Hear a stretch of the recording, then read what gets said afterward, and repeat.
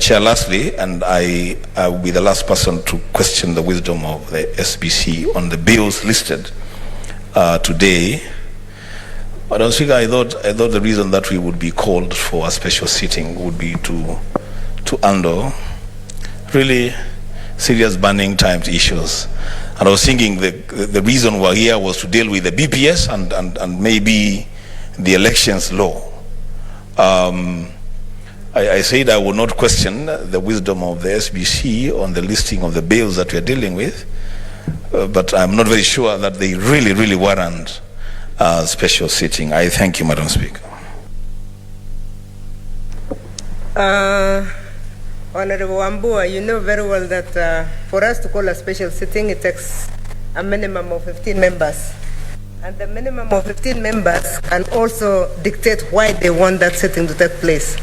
And in fact, this one, they are very specific that there are bills that are pending, there are motions that need to be cleaned. And as you are aware, we know that by next year, March, most people will not be here. So actually it came not even from SBC, but from the request that came through the leader of majority. So members have a right to send their appeal to the leader of majority, and if that is found to be okay, in consultation with the speaker, it takes place, and that's exactly what has taken place in these ones. Our in-tray, if you look at the number of bills and the number of motions that are pending, is really full. We must clean and we must make it lighter before we finish this term. So let's all work very hard to make sure our bills are. I want to agree with Senator Wambua that if there is any chairman who has not cleared the public participation, please clear them so that we are able to clean our tray. We don't want the next Senate to have to deal with our backlog. In fact, they will not deal with them, they will have lapsed. They will lapse, so we will lose a lot. And yet this Senate has been very hardworking and it has done a lot of work. So let's make sure that we clean up and finish. Senator Faria, you still have a point? Thank you, Madam Speaker. I also want again to get the attention of the JLAC chair again. I also have two other bills. The gender bill, two-third gender bill, and then the other one of EACC amendment bill that also has a far-reaching impact in terms of fighting corruption as well. So if those two can also be fast-tracked in addition to the lifestyle audit, I would really appreciate. Thank you, Madam Speaker. Thank you. I want to assume that all the other bills and motions in the order papers have no issue. So next order, let's read all the orders for the committee of the whole so that we prosecute all of them at the same time. Order number 10, Committee of the Whole, the County Hall of Fame Bill, Senate Bills number 9 of 2021. Order number 11, Committee of the Whole, the Law of Succession Amendment Bill, Senate Bills number 15 of 2021. Order number 12, Committee of the Whole, the County Oversight and Accountability Bill, Senate Bills number 17 of 2021. Order number 13, Committee of the Whole, the Street Vendors Protection of Livelihood Bill, Senate Bills number 7 of 2021.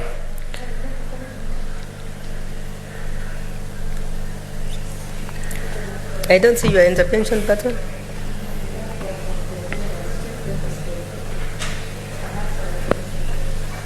Senator, you have not pressed your intervention. Okay, Senator Faria. Thank you, Madam Speaker. I think I happen to belong to the Trade Committee, and this one as well, there are some public views that have not been incorporated as well. So we'll request that it should be deferred. I think the Vice Chair was supposed to be here to submit to that, but I think I can't see her, so I'm doing that on her behalf. Thank you, Madam Speaker. Thank you, Senator Faria. The clerk confirms that the chair was supposed to come and ask for that deferment, so we defer it. Next order. Order number 14, Committee of the Whole, the Heritage and Museums Bill, Senate Bills number 22 of 2021.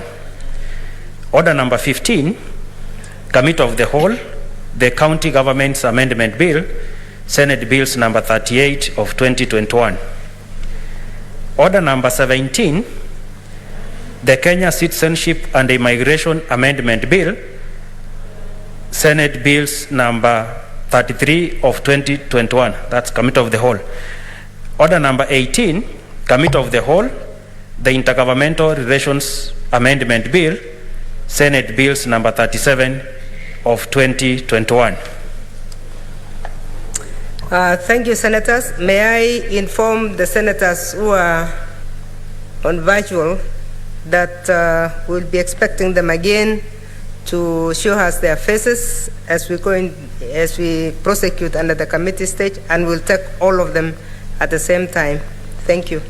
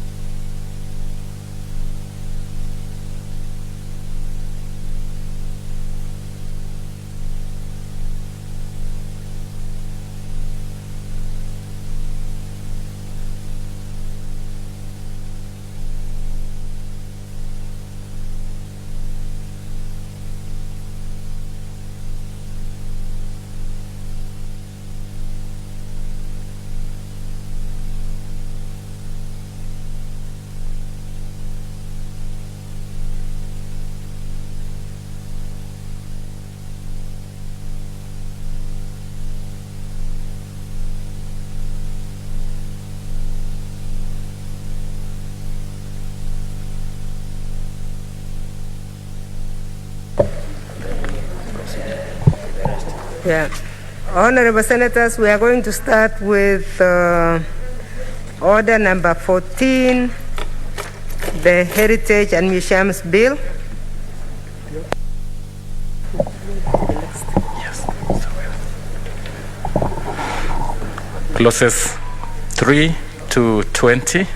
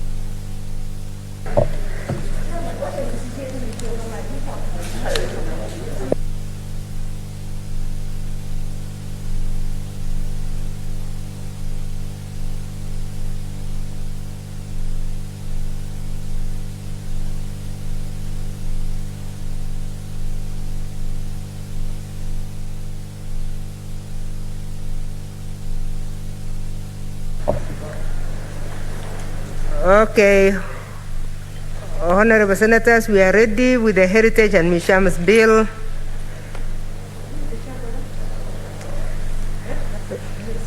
Sponsored by Senator Milgo.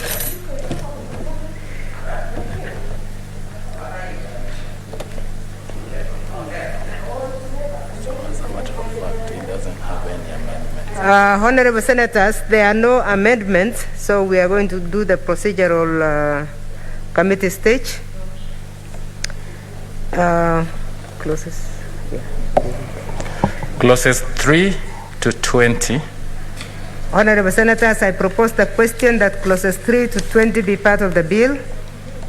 Honorable Senators, I put the question that clauses 3 to 20 be part of the bill, division at the end.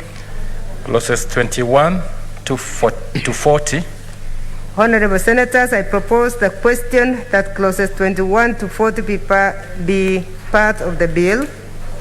Honorable Senators, I put the question that clauses 21 to 40 be part of the bill, division at the end.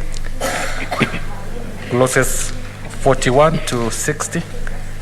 Honorable Senators, I propose the question that clauses 41 to 60 be part of the bill.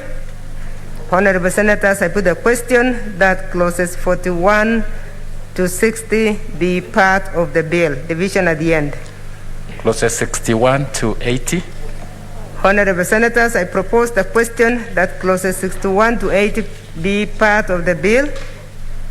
Honorable Senators, I put the question that clauses 61 to 80 be part of the bill, division at the end. Clauses 81 to 100.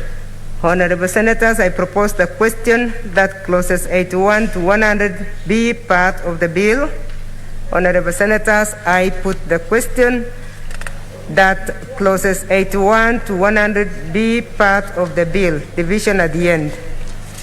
The first schedule, the second schedule, and the third schedule. Honorable Senators, I propose the question that the first, second, and third schedules be part of the bill. Honorable Senators, I put the question that the first, second, and third schedules be amended, be part of the bill, division at the end. Clause 2, the title, and clause 1. Honorable Senators, I propose the question that clause 2, the title, and clause 1 be part of the bill. Honorable Senators, I put the question that clause 2, the title, and clause 1 be part of the bill, division at the end.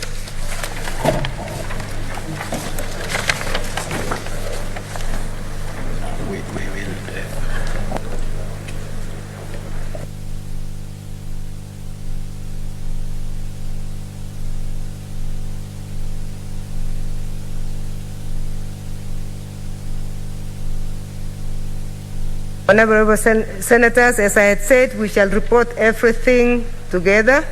So we will move to the next bill. That is on order 15.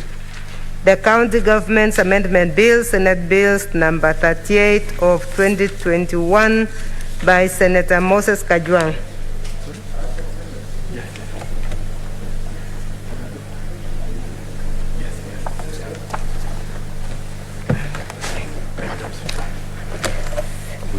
These are the schedules for the county governments. Yeah. The chairperson of the committee.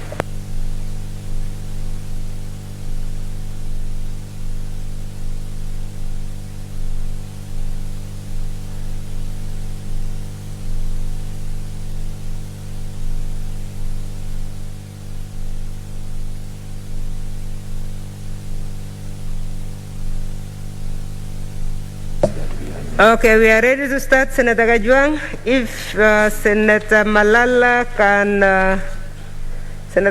can give you space to start.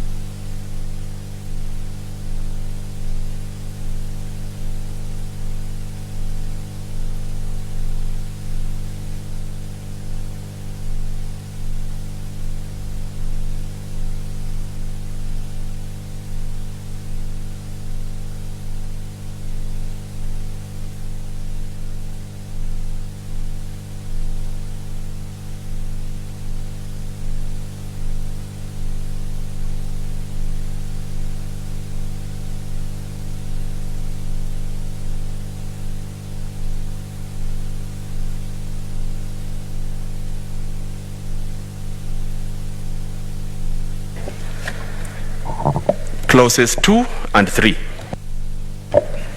Honorable Senators, I propose a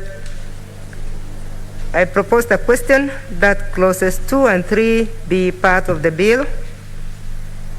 Honorable Senators, I put a question that clauses 2 and 3 be part of the bill. Division at the end. Clause 4. Honorable Senators, I propose a question that clause 4 be part of the bill. And there's an amendment from the chair.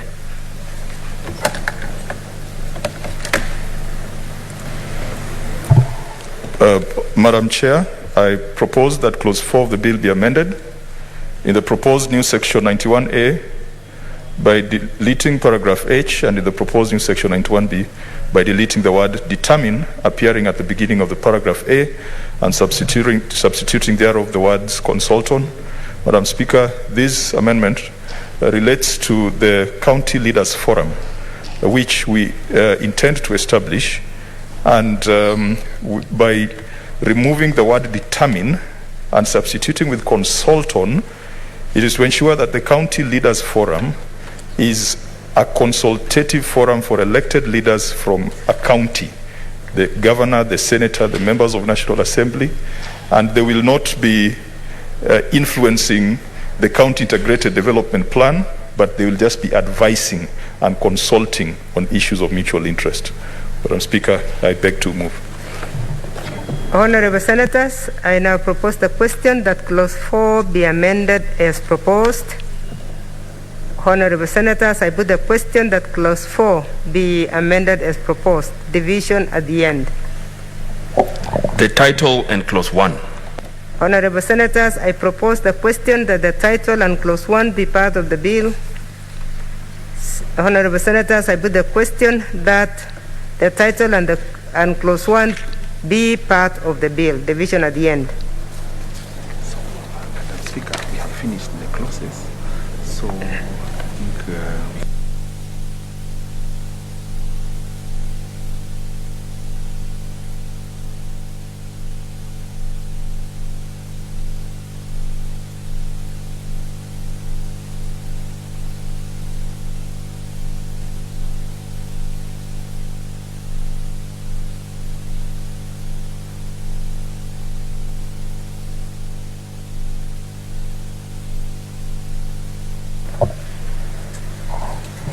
Honorable Senators, I now call on the mover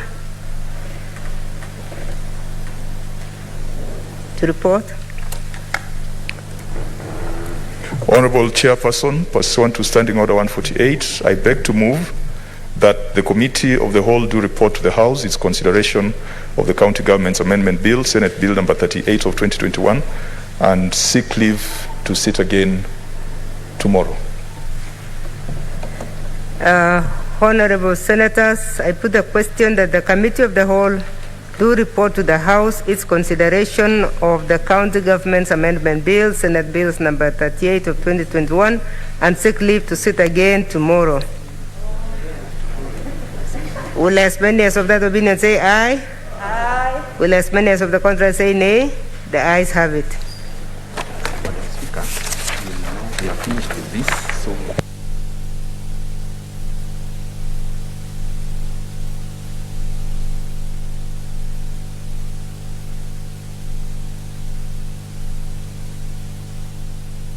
Honorable members, we will, for convenience, we will go to the next bill being prosecuted by the same chair. That is number 18, on order number 18.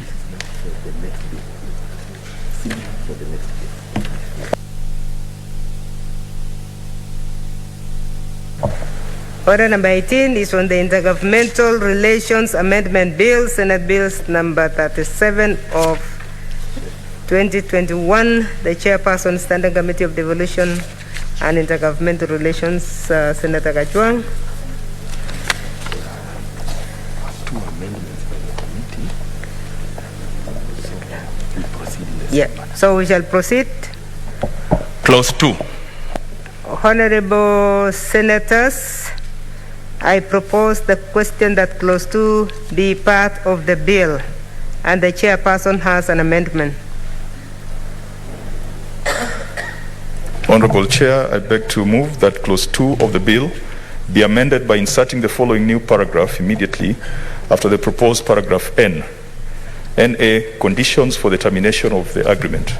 Honorable Chair, the reason for this amendment is to provide detailed procedures for transfer of functions between national and county governments and between county and national governments. And this particular clause 2 talks about the details that should go into the deed of transfer so that it is not left at the discretion of the executive, but it goes through the county assemblies and through parliament before execution. I beg to move. Thank you, Senator. Honorable Senators, I propose the question that clause 2 be amended as proposed. Honorable Senators, I put the question that clause 2 be amended as proposed, division at the end. Clause 3. Honorable members, I propose the question that clause 3 be part of the bill. There is an amendment from the chairperson. Honorable Chair, I beg to move that clause 3 of the bill be amended by inserting the following new section immediately after the proposed section 26F. The role of the technical committee in transfer or delegation of powers, functions, and competencies.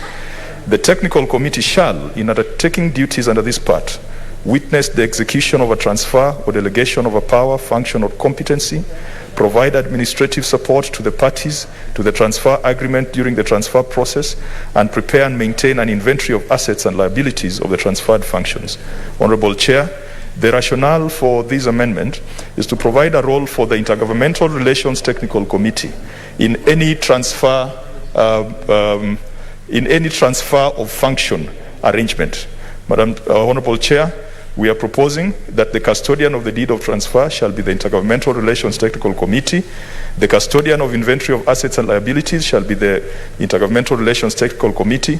And at the expiry of a transfer, like in the example of Nairobi Metropolitan Service and Nairobi City County Government, the Intergovernmental Relations Technical Committee shall be involved in auditing and handing over the inventory of assets to the party to which constitutional responsibility belongs. Madam Chair, I beg to move. Thank you, Senator. Honorable Senators, I now propose the question that clause 3 be amended as proposed. Honorable Senators, I put the question that clause 3 be amended as proposed, division at the end. The title and clause 1. Honorable Senators, I propose the question that the title and clause 1 be part of the bill. Honorable Senators, I put the question that the title and clause 1 be part of the bill, division at the end. So we have to speak up on the bill.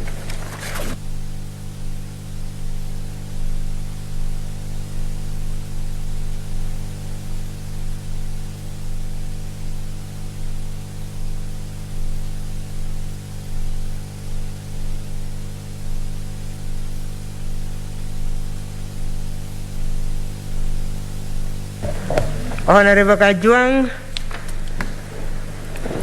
we want you to report progress. Honorable Chairperson, pursuant to Standing Order 148, I beg to move that the Committee of the Whole do report progress on its consideration of the Intergovernmental Relations Amendment Bill, Senate Bill number 37 of 2021, and seek leave to sit again tomorrow. Honorable Senators, I now put the question that the Committee of the Whole do report progress on this consideration of the Intergovernmental Relations Amendment Bill, Senate Bills number 37 of 2021, and seek leave to sit again tomorrow. Will as many as of that opinion say aye? Will as many as of the contrary say nay? The ayes have it. The next bill is the county oversight and accountability. The mover is here, and the mover of the amendment, they are consulting. Senator Kajwang is the mover of the amendment, the chair of the committee. Okay. So we will ask them to approach the table. The next bill is Order number 12, the County Oversight and Accountability Bill, Senate Bills number 17 of 2021.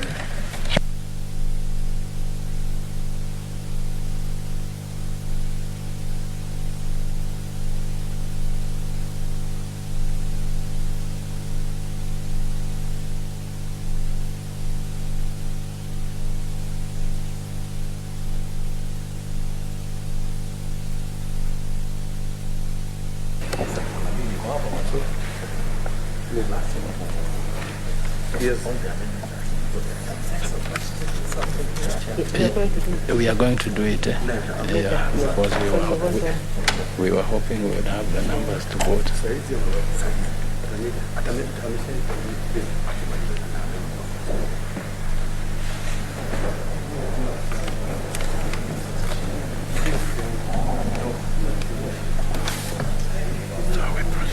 Okay, let's proceed with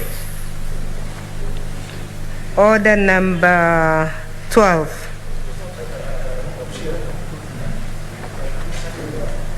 The County Oversight and Accountability Bill, Senate Bills number 17 of 2021 by Senator Ledama Olekina. Clauses 3 and 4. Honorable Senators, I propose the question that clauses 3 and 4 be part of the bill. Honorable Senators, I put the question that clauses 3 and 4 be part of the bill, division at the end. Clause 5.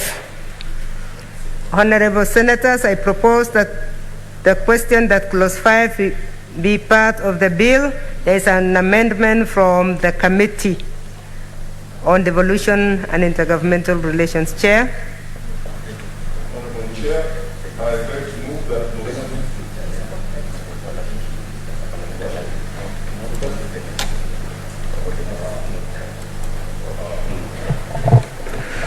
Honorable Chair, I beg to move that clause 5 of the bill be amended in subclause 1 by deleting the word shall appearing immediately after the words each county government and substituting therefore the word may, and in subclause 2 by deleting the word shall appearing immediately after the words a county government and substituting therefore the word may. Honorable Speaker, as you can see, it appears to be a trivial amendment, but may and shall mean a lot of things. And this was in relation to the proposal by the mover that each county government shall establish infrastructure for public participation. And in our public hearings, it was felt that different counties might have different approaches to public participation. There are those who go to churches, those who go under trees, but there are those like in urban areas like Nairobi that require infrastructure to be established. So, Madam Speaker, this is just to take care of those uniqueness and peculiarities across the 47 counties. I beg to move. Thank you, Chair. Honorable Senators, I propose the question that clause 5 be amended as proposed. Honorable Senators, I now put the question that clause 5 be amended as proposed, division at the end. Clauses 6 to 16. Honorable Senators, I propose the question that clauses 6 to 16 be part of the bill. Honorable Senators, I put the question that clauses 6 to 16 be part of the bill, division at the end. Clause 17. Honorable Senators, I propose the question that clause 17 be part of the bill. And there is an amendment from the Chairperson, Standing Committee on Devolution and Intergovernmental Relations. Chairperson. Honorable Chair, I beg to move that clause 17 of the bill be amended by deleting subclause 1 and substituting therefore the following new subclause. A senator may facilitate public participation through public awareness campaigns. Excuse me, Honorable Chair. A senator may facilitate public participation through public awareness campaigns in the respective county. Honorable Chair, I think the initial proposal was that the senator shall carry out or conduct public participation in all the wards. and we felt that that was restrictive, and the senator should then come up with a plan for public participation and public awareness in the county without necessarily saying that it shall be done in each ward. The members of county assembly felt that that was usurping their role, and so I think when we frame it that way, it gives the senator the opportunity to come up with a program that is more uniquely tailored to the role of the senator. I beg to move. Honorable Senators, I now propose the question that Clause 17 be amended as proposed. Senators, I put the question that Clause 17 be amended as proposed, division at the end. Clause 18. Honorable Senators, I propose the question that Clause 18 be part of the bill. Honorable Senators, I put the question that Clause 18 be part of the bill, division at the end. Clause 19. Honorable Senators, I propose the question that Clause 19 be part of the bill, and there is an amendment from the Chairperson, Standing Committee on Devolution and Intergovernmental Relations Chair.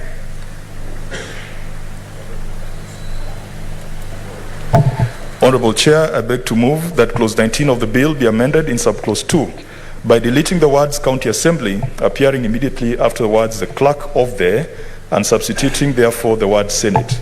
Honorable Chair, the rationale for this amendment is that the mover had proposed that the clerk of the County Assembly shall facilitate the public participation and public awareness initiatives of the senator.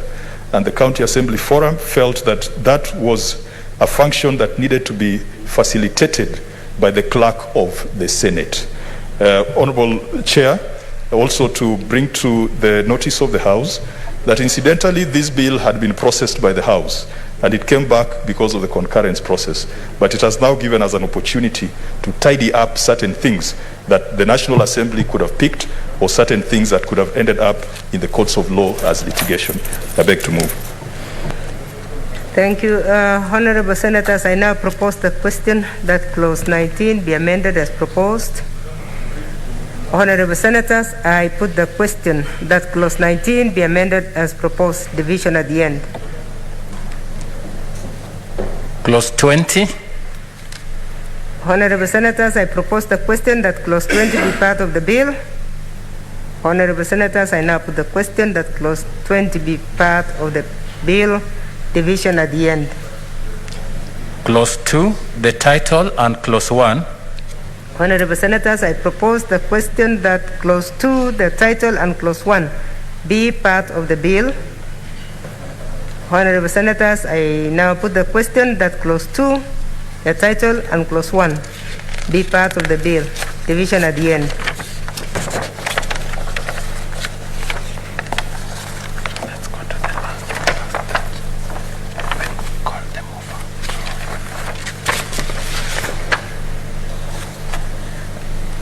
May I now call on the mover to report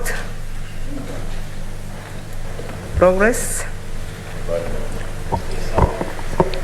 Senator Ladama.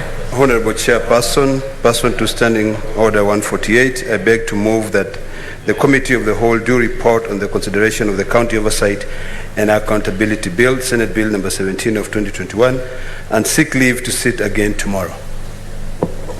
Honorable Senators, I put the question that the Committee of the Whole do report on its consideration of the County Oversight and Accountability Bill, Senate Bills number 17 of 2021, and seek leave to sit again tomorrow. Will as many as of that opinion say aye? Aye. Will as many as of the contrary say nay? The ayes have it.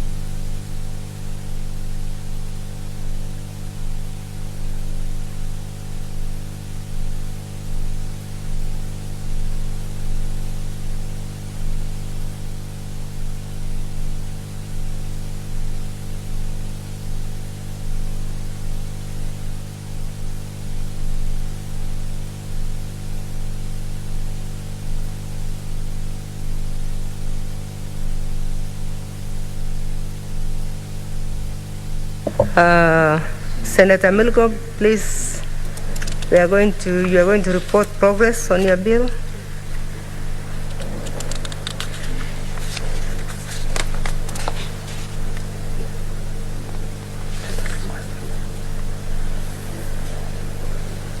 That is the Heritage and Museums Bill, Senate Bills number 22 of 2021 by Senator Alice Milgo.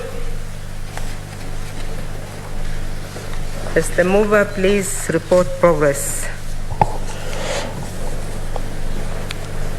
Honorable Chairperson, pursuant to Standing Order 148, I beg to move that the Committee of the Whole to report progress on its consideration of the Heritage and Museums Bill, Senate Bills number 22 of 2021, and seek leave to sit again tomorrow.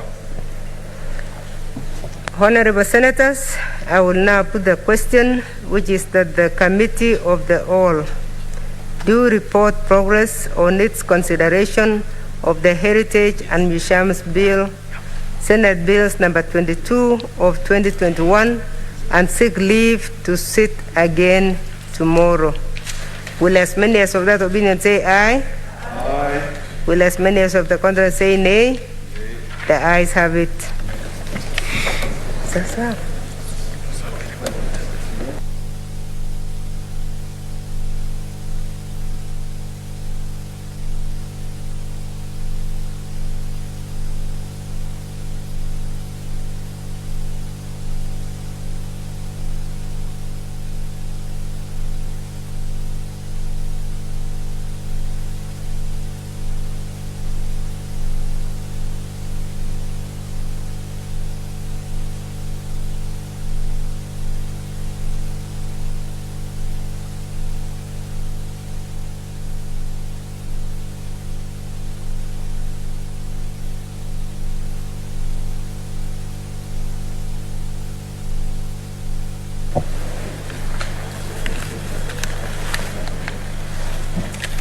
Honorable Senators, Madam Speaker,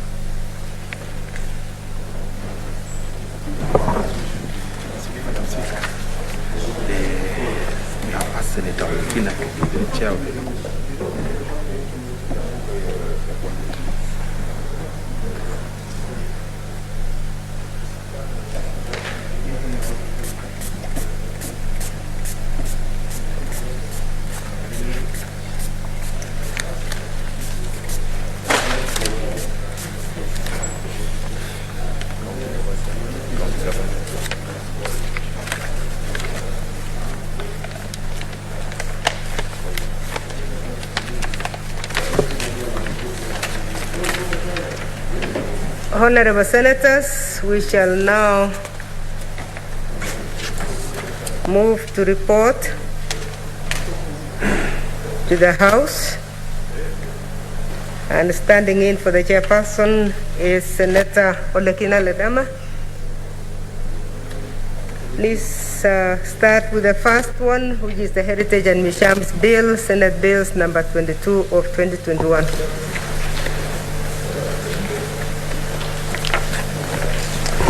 Honorable Speaker, I beg to report progress that the Committee of the Whole has considered the Heritage and Museum Bill, Senate Bill number 22 of 2021, and seek leave to sit again tomorrow. Mover.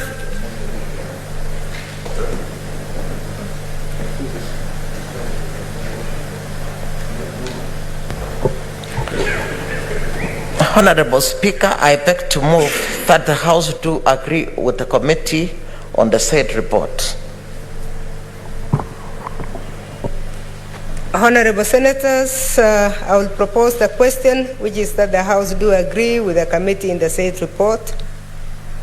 Honorable Senators, I will put the question, which is that the House do agree with the committee in the said report. Will as many as of that opinion say aye? Aye. Will as many as of the contrary say nay? The ayes have it.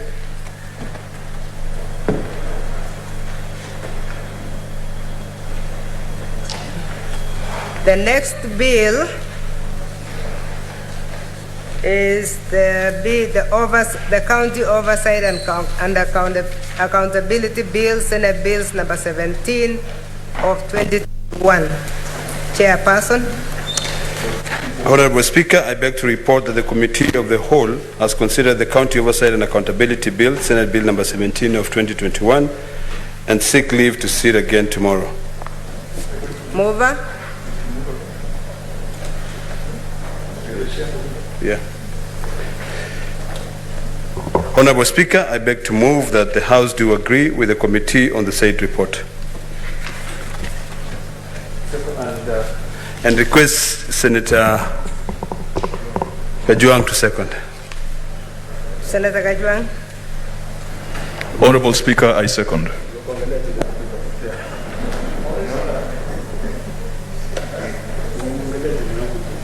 Honorable Senators, I will propose the question that the House do agree with the committee in the said report. Honorable Senators, I will now put the question that the House do agree with the committee on the said report.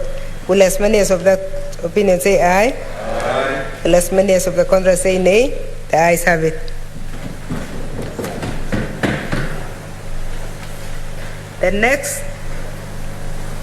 The next bill is the County Government's Amendment Bill, Senate Bills number 38 of 2021. Chairperson. Honorable Speaker, I beg to report that the Committee of the Whole has considered the County Government Amendment Bill, Senate Bill number 38 of 2021, and seek leave to sit again tomorrow. Mover. Honorable Speaker, I beg to move that the House do agree with the committee on the said report and request Senator Faria to second. Senator Faria. Madam Speaker, I beg to second. Honorable Senators, I propose the question that the House do agree with the committee in the said report. Honorable Senators, I now put the question that the House do agree with the committee in the said report. Will as many as of that opinion say aye? Aye. Will as many as of the contrary say nay? The ayes have it.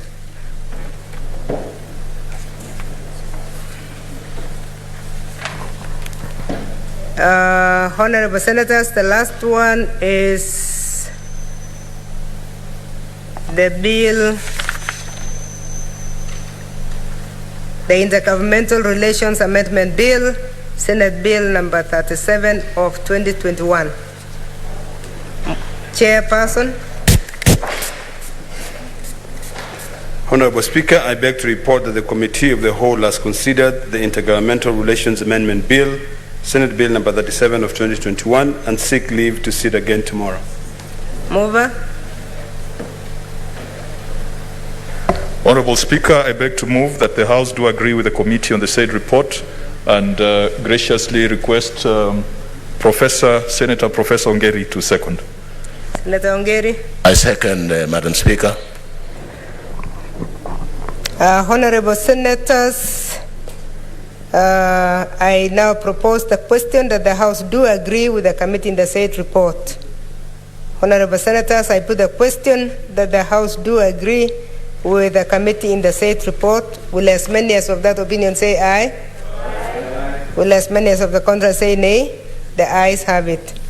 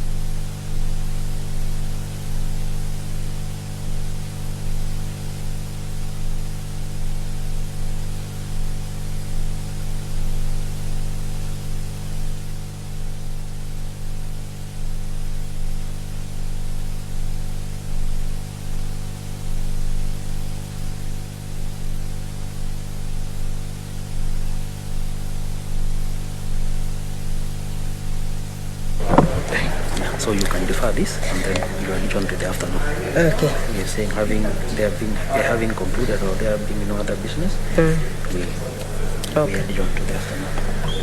Honorable Senators, I had rearranged the order of the House so that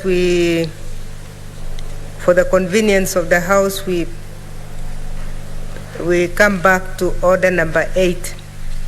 Now I want to further inform the House that for the convenience of the House, order number 8 will be concluded this afternoon.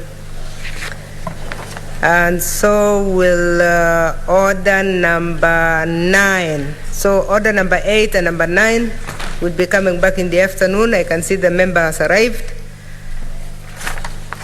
So afternoon 2:30 will start.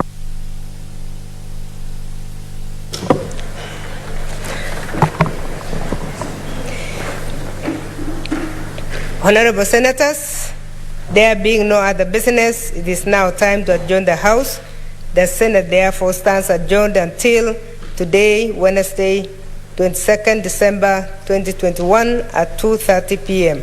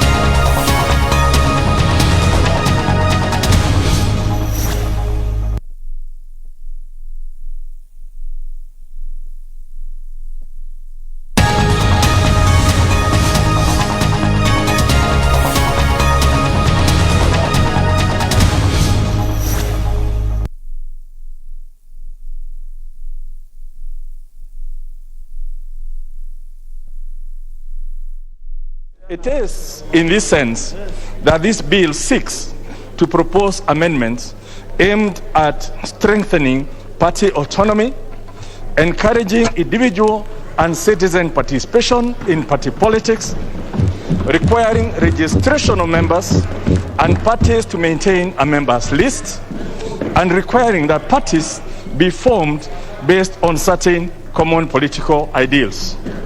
Honorable Speaker, when we enacted the 2010 Constitution, we did define political parties within Article 260. And the political party was defined as an association contemplated in Part 3 of Chapter 7. Now, Chapter 3 of Part 7, Honorable Speaker, contains two parts, or two sections, 91 and 92.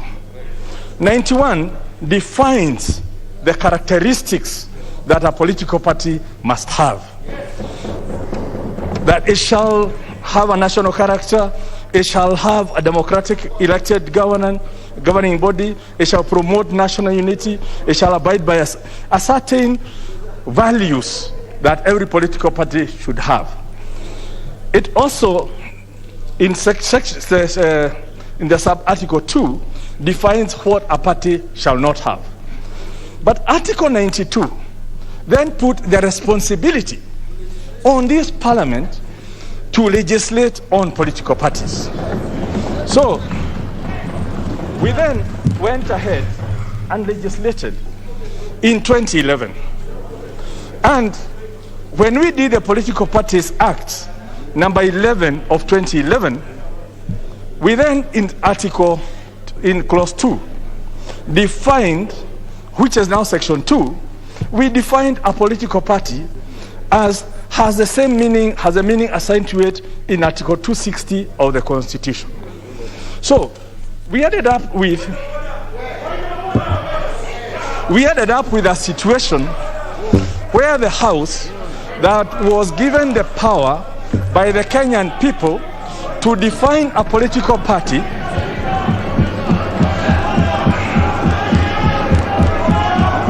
did not do the definition, and hence we've been having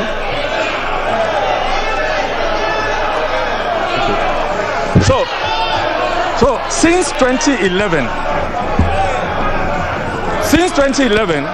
we've been having this problem where a political party has not been defined by this house, yet the responsibility was put on this house to even define a political party.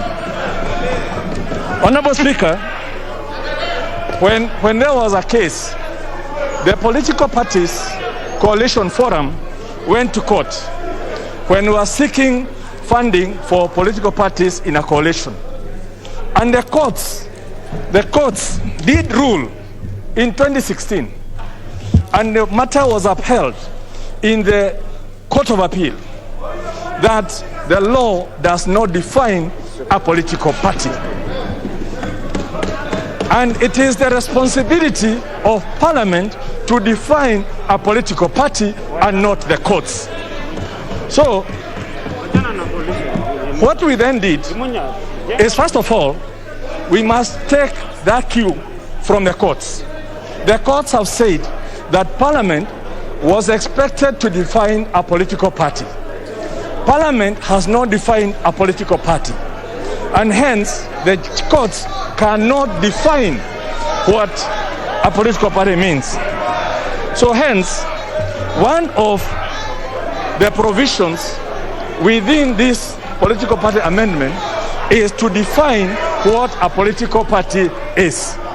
And it's an association of citizens with common ideals that are pursuing a certain agenda. So first of all, this bill cures one of the problems we have within our law, where political parties are not defined. And this is one of the fundamental amendments that we are bringing in this bill. This bill also goes ahead and says Article 260 envisages an association. It does not define whether it's an association of natural persons or legal persons or parties or bodies, and hence in this definition, which is being proposed for debate in this house. Yes. It's for debate in this house. Yes. This definition now that we are putting, that basically says that an association, that a political party is now being defined for avoidance of doubt as an association of citizens with an identifiable ideology or program that is constituted for the purposes of influencing public policy or nominating candidates to contest election. That definition does not exist in our law today, because we just did a convoluted thing. The Constitution says it's an association as contemplated in Part 7. In our law, we then said it's an association as defined in Article 260. So the two of them have never defined a political party. So for once, we are going to have a definition of a political party. Now, we also looked at the history of this country. Going back to, let's start from 2002 or even late 90s, when NDP merged with KANU, and NDP was merged into KANU, they could not make a decision, they exploded. 2002, the Democratic Party, Ford Kenya, and National Party of Kenya, plus the Rainbow Coalition, came together under the National Rainbow Coalition, NAC. It could not be possible to register a coalition, and hence we adopted one of the parties, NPK, to change its name. Immediately the parties got into power. NAC was reclaimed by the owner, and hence, all of a sudden, the whole government was at the behest of one of the owners of the party. Fast forward to 2013, TNA got into a coalition with URP. And in that coalition, the president, Uhuru Kenyatta, had a running mate from URP, but who could not run on URP because the party, the polo, does not recognize coalitions. So His Excellency William Ruto had to run on TNA. Now, move forward to 2017. Let's move just, for example, to 2017.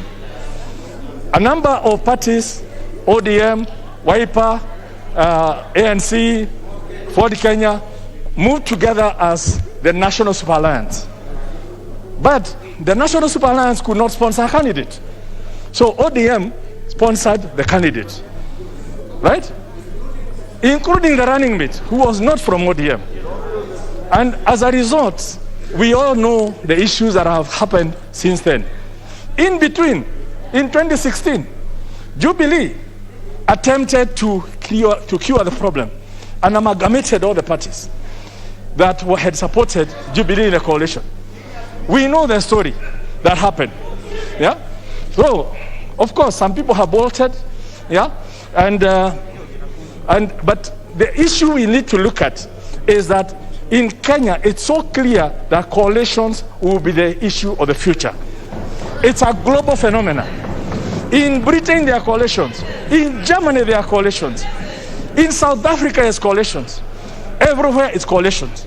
But how do we ensure that parties that come together through a coalition are protected from the issues we have seen in the past? And you see, that is what we need to think of. That when 2 or 3 parties come together, it cannot be the big brother that they are relying on to protect them. They must be protected in law. And hence, what we are providing for now is a legal recognition of any framework that allows 3 or so political parties to come up together so that they sponsor their candidates as a political party, they share in the money as a political party, and it's not up to big brother or small brother to control the shots. Now, that is the best thing that can happen to this country. And I would doubt why would anyone even have a problem with this kind of arrangement where your small party is protected, you as an individual is protected, and we can move forward.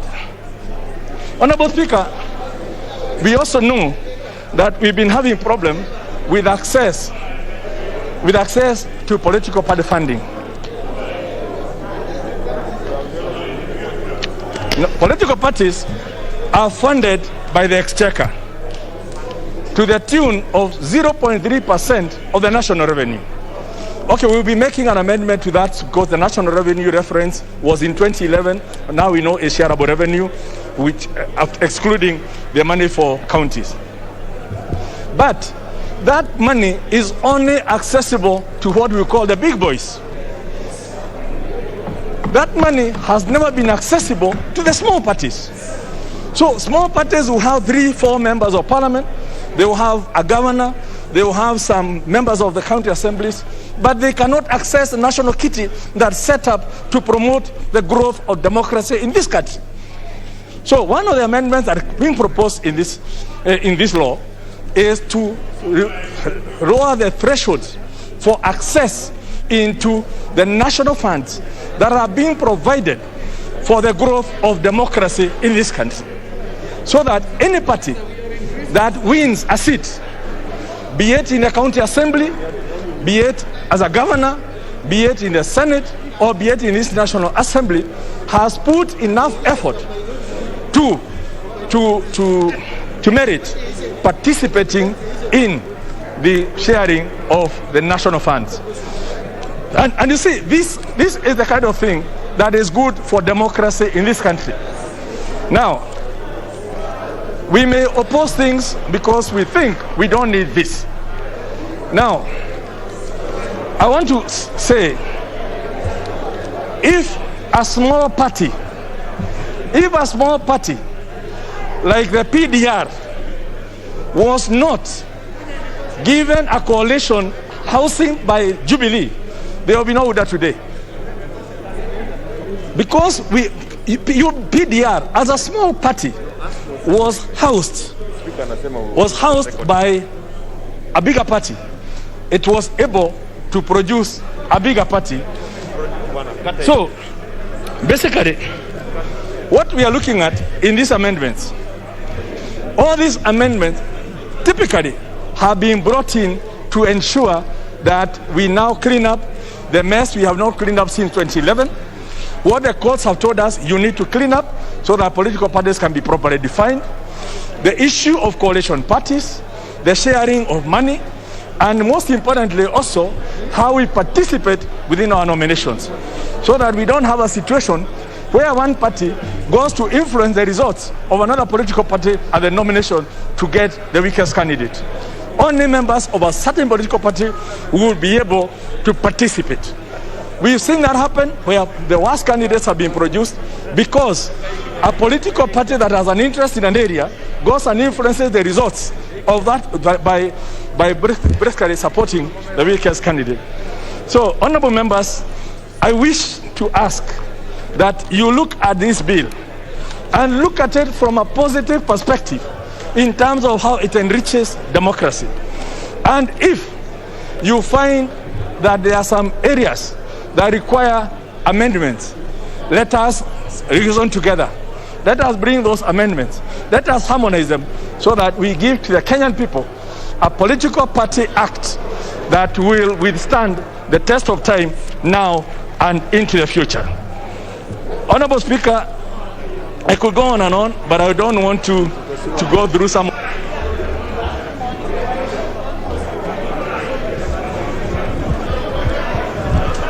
Hello. Thank you, Mr. Speaker. Leave the matter at that point and urge members that let us think when we are legislating for posterity. We are not legislating for any of us,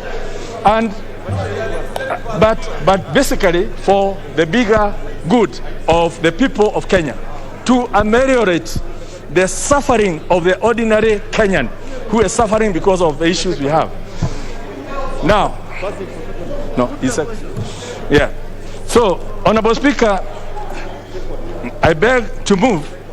No, it's okay. No, I beg to move and request the chair of JLAC, who had the responsibility and honor to get a public participation, to take us through the process of what they did, so that the issue that people are raising that there was no public participation, I know there was a lot of public participation. Before the publication of this bill, there was public participation. After the publication of this bill, there was public participation. In Mombasa, there was public participation.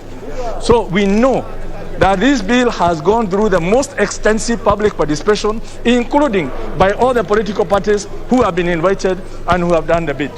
But, so, Honorable Speaker, I beg to move and ask the Honorable Muturi Kigano to second.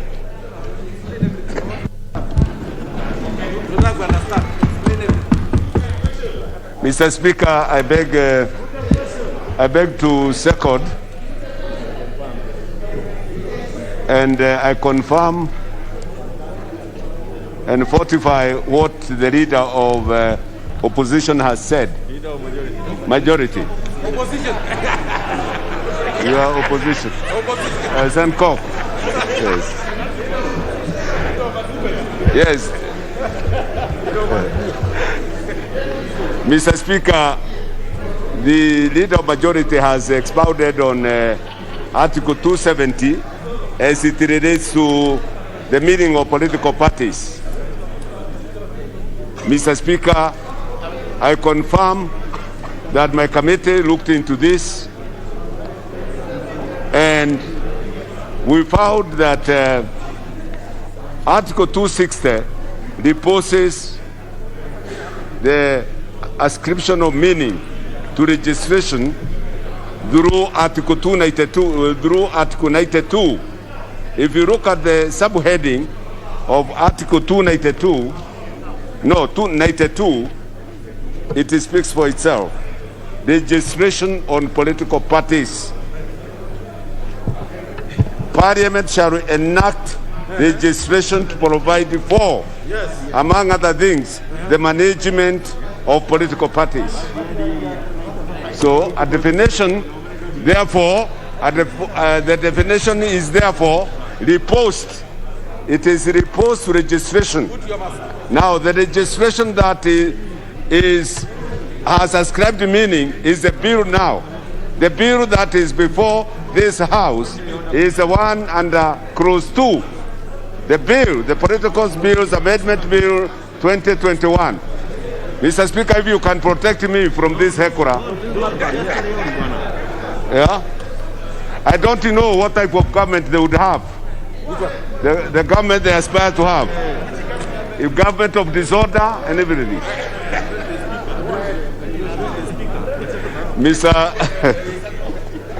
Mr. Speaker, the bill here is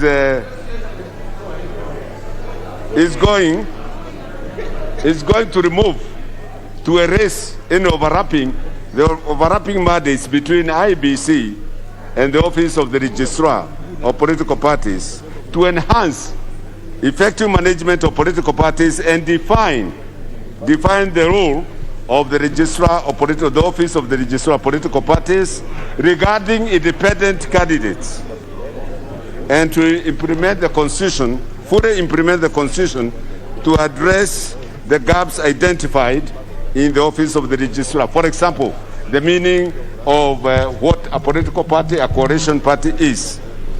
Mr. Speaker, coalitions is the in thing now in the world. If you look at Germany today, it is a coalition of several political parties. India, the biggest democracy in the Commonwealth. The government today of Modi government has 7 political parties in his coalition. It is a coalition government. Mr. Speaker, I know it is everywhere. Mr. Speaker, I know it is choreographed. This Muragara and Songkok are choreographing us a way of disrupting everybody who speaks here so that they can buy time. Mr. Speaker, the bill seeks to provide, as I said, proper definition of what a political parties and a coalition is.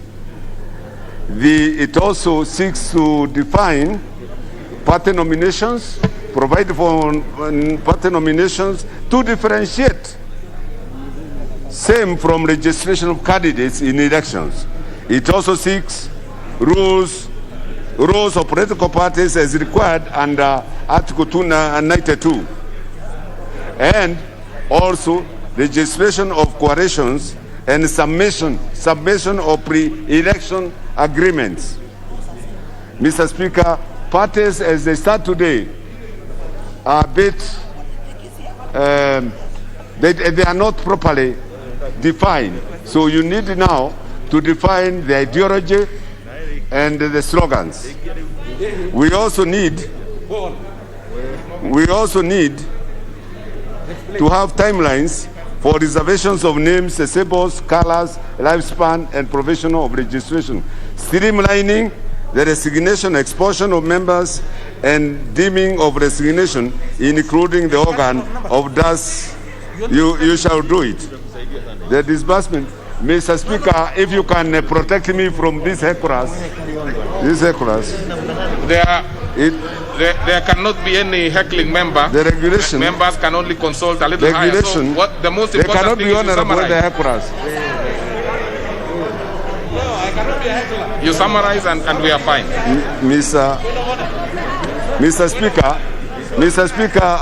we also need to delete the constitutional provisions from the Act, including Section 22(3) that attempts to introduce a new ground on how a vacancy arises in Parliament of County Assemblies. So, in effect, this is a bill that we will have to go to the other house. It also needs to introduce alternative forms of publications for... Mr. Speaker, lastly, I need to summarize and say this bill seeks to address overlapping of mandates, the enhancement of effective management of parties, the implementation of the Constitution, including Articles 82, 90, 2, 103, to address the gaps identified in execution of the office of the mandate, lessons learned from experiences to address needs of Kenyans as drawn from stakeholder engagements, to address domestic and international jurisprudence, which we have drawn from Katiba Institute. So, Mr. Speaker, with those remarks, I beg to second. And I propose the question, which is that the Political Parties Amendment Bill, National Assembly Bill number 56 of 2021, be now read a second time. Minority Leader, Minority. Mr. Speaker, I want to take the shortest time possible. Even though I have 15 minutes, I'll take a third of that. Mr. Speaker, first I want to address myself the question of whether, when we expand the definition of a political party, that infringes on the Constitution. Mr. Speaker, I would want to invite those who are arguing like that to look at Article 92 and see that we were required to bring clarity in terms of defining what a political party means. So that is number one, Mr. Speaker. Number two, those who are complaining about this bill, I don't know whether they have taken time to read it and understand the provisions of Clause 13, Mr. Speaker. Mr. Speaker, under Clause 13, you will realize that presently, if for whatever reason, registrar deregisters or suspends a political party, Mr. Speaker, the only people who are saved is a member of parliament and members of county assemblies. The president, if elected on that party that is being deregistered, or the deputy president are not protected. So, Mr. Speaker, the provisions of under Clause 13 now protects also the president and the deputy president and even the governors. Anybody elected on a political party that has been deregistered or suspended would continue serving in the office, something that is not keyword in the current law as we have it today. Mr. Speaker, those of us who are making noise about these amendments should understand that there is no process of disciplining a party member as it is today. This law provides a clear mechanism and details on how due process of disciplining a member will be taken. And it is of benefit to some of us who are making noise here, Mr. Speaker, because Mr. Speaker, we require this law to be clear on what process would be followed, Mr. Speaker. Mr. Speaker, my second last remark is as follows. Mr. Speaker, as it is today, the political parties' funds, there is no clear provision on how to divide it to parties which form coalition. And Mr. Speaker, looking forward, Mr. Speaker, how I wish that those members of parliament, Mr. Speaker,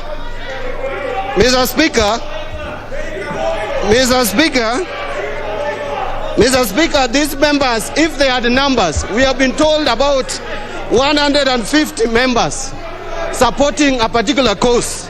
Mr. Speaker, you can see when we come to the floor of this house, the members are hardly 20, and that is why they are making noise, because they know they don't have the capacity, they don't have the numbers, they don't have even intellectual capacity to argue their case, and therefore they will continue making noise. Mr. Speaker, if you look at the provisions of this bill, Mr. Speaker, it is clear that now even those political parties which don't have the numbers in the House but have elected leaders will benefit from political parties' funds. So, Mr. Speaker, let me just conclude. That, Mr. Speaker, my colleagues on the other side of the political divide, who have been boasting of numbers in the streets, who have been talking of 150 members, today we want to see where are those 150 members. So instead of making noise, instead of shouting like Alice Wahome is shouting as if she's in a marketplace, Alice Wahome should tell us where there are 150 members that they have been boasting around, that they have 150 members and they have only 20-25 members. Okay. If you don't have numbers, don't waste our time. Don't waste our time. We have come here to debate. Thank you, Mr. Speaker. Honorable Dr. Pukose. Dr. Pukose. Dr. Pukose. Thank you, Honorable Speaker. Honorable Speaker, I want to contribute to this political parties amendment bill. Honorable Speaker, on the onset, I know there are some good amendments, but generally, we also have amendments that members will be able to amend. And Honorable Speaker, my main issue is that this bill has hurriedly been brought, and even members being called away from their vacation to come and contribute. To me, I think the issue of having free and fair elections, if this House is not careful, will be a mirage. Of interest, Honorable Speaker, Clause 10 of the bill provides that a person who while being a member of a political party shall be deemed to have resigned from that party if that person promotes the ideology, interests, or policies of another political party. This provision, Honorable Speaker, can be used to limit the political rights of members as exposed in Article 38 of the Constitution, which provides that every citizen, including members of Parliament, have a right to campaign for a political party or a cause and is free to make political choices. The bill outlaws these political rights, and more so, if enacted, shall be used to threaten members who support certain causes, for instance, economic empowerment and other ideologies of a party for which a member believes. Honorable Speaker, as the minority leader was contributing, you know, members were saying parties like Wiper have not been paid up to date by ODM. And the Honorable Speaker, when you look at Clause 15 of the bill, it amends Section 25 of the Political Parties Act to provide for the formula of distribution of the political parties fund, which is proposed as in the bill. Honorable Speaker, what happens when you have a repeat election? Are you going to use the presidential results for the first election or for the repeat elections? And for instance, NASA boycotted the repeat elections for the presidency. So what happens? Do they get money for the repeat elections? So I think that needs to be very clear. Honorable Speaker, Clause 20 FD and FE of the bill provides additional functions for the registrar, which shall be to regulate political party nominations and train political party election agents. Is this not an interference by the registrar with the manner in which political parties shall conduct their affairs? How do you bring the registrar to be the one who will be able to regulate political party activities? What role does the registrar have in party nominations and training party election agents? This cannot be the case unless it's a decoy to interfere with the party nominations and election results. Parties should be free to conduct their nominations and choose and train persons of their choice as party agents.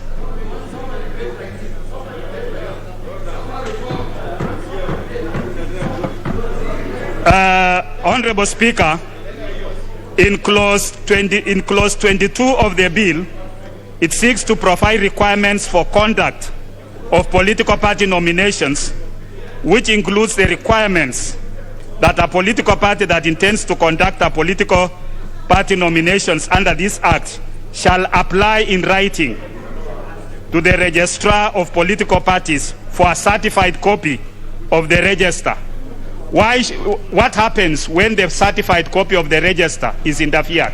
Some of you members might find yourself you are not in that register.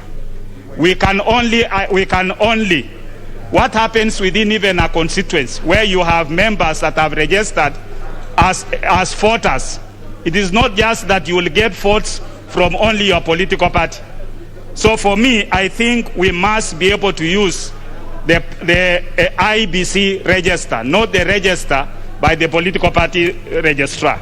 Because when you use the register by the political party registrar, what it means is that some of the members will be locked out of that register, because by then you realize that you are not in the register and you are told you are not a member of that party for which you are.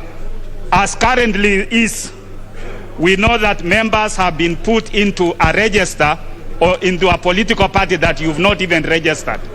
People go to M-Pesa agents, get people's details, and register you in a political party of their choice. It is, however, notable that the bill outlaws the participation of any person who is not a registered member of the political party to participate in the party nominations. This shall technically lock out many registered voters from nominating their candidates, as they must be members of the political party conducting nominations. Honorable Speaker, from what I have highlighted, I beg to oppose the second reading of the bill unless it is amended to accord with Article 38 of the Constitution on the political rights, and more so, allow parties to exercise their affairs democratically without threat or interference. One cannot talk of free general elections when parties are also not free to run their affairs. What is, however, clear is that the bill was brought as a decoy to change the terrain of political parties. To this end, I stand to be counted, Honorable Speaker, that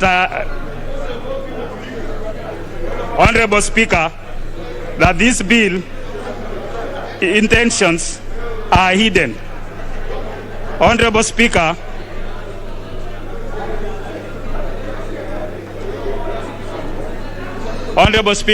I beg to oppose. Thank you. Now, the Honorable Dr. Wamalwa. Honorable Dr. Wamalwa. Thank you, Mr. Speaker. Mr. Speaker, I'm speaking as the Secretary General of Ford Kenya Party. And Mr. Speaker, I'm also speaking on behalf of Political Parties Liaison Committee. Mr. Speaker, there's an English proverb which says, the shoe wearer knows where it pinches. Mr. Speaker, we've been in coalitions. We were in CORD and we were in NASA. Mr. Speaker, in the last parliament, I had brought a law, Mr. Speaker, of the recognitions of coalition, more importantly, on the aspect of political parties funding. Mr. Speaker, when you look at this, law, Mr. Speaker, it has some merits and it has some demerits. Mr. Speaker, Article 94 of the Constitution is clear. When it comes to matters of legislation, this House has the legislative authority. Mr. Speaker, we are going to debate this bill, and where there is an issue, Mr. Speaker, in the committee of the whole House, we are going to propose amendments. I request the honorable members, Mr. Speaker, we debate this bill with decorum. Mr. Speaker, I want to take members to the memory lane. Mr. Speaker, in 2013, we were in CORD coalition, Mr. Speaker. This was Ford Kenya, NASA, and ODM. Then 2017, we had Wiper, ANC, Ford Kenya, and ODM. And when we confronted the register of political parties, Mr. Speaker, she could not send us political parties funding directly. It had to go to the big brother ODM. And Mr. Speaker, now with this law, the registrar of political parties will be able to disperse funds directly to that members of that coalition, Mr. Speaker. Mr. Speaker, when you look at this bill, Mr. Speaker, when you look at this bill, it has even reduced the threshold for you to gain the political party's fund. Mr. Speaker, under the Political Parties Act, you are required for you to be registered as a political party. You must have minimum of 24 offices in the counties, Mr. Speaker. You also you need to have registered members, Mr. Speaker, 1,000 minimum in every county. For you to fulfill that, Mr. Speaker, you need money. The small political parties, Mr. Speaker, have really suffered. Under the Political Parties Act, there's 0.3%, Mr. Speaker, that is supposed to be channeled to the political parties for purposes of enhancing democracy. Mr. Speaker, on that note, me who has been the shoe wearer, Ford Kenya has suffered. Wiper had also suffered. ANC has suffered. KANU has suffered. Tomorrow, you never know, Mr. Speaker. So in terms of this provision, Mr. Speaker, this is going to heal in terms of sharing political parties fund.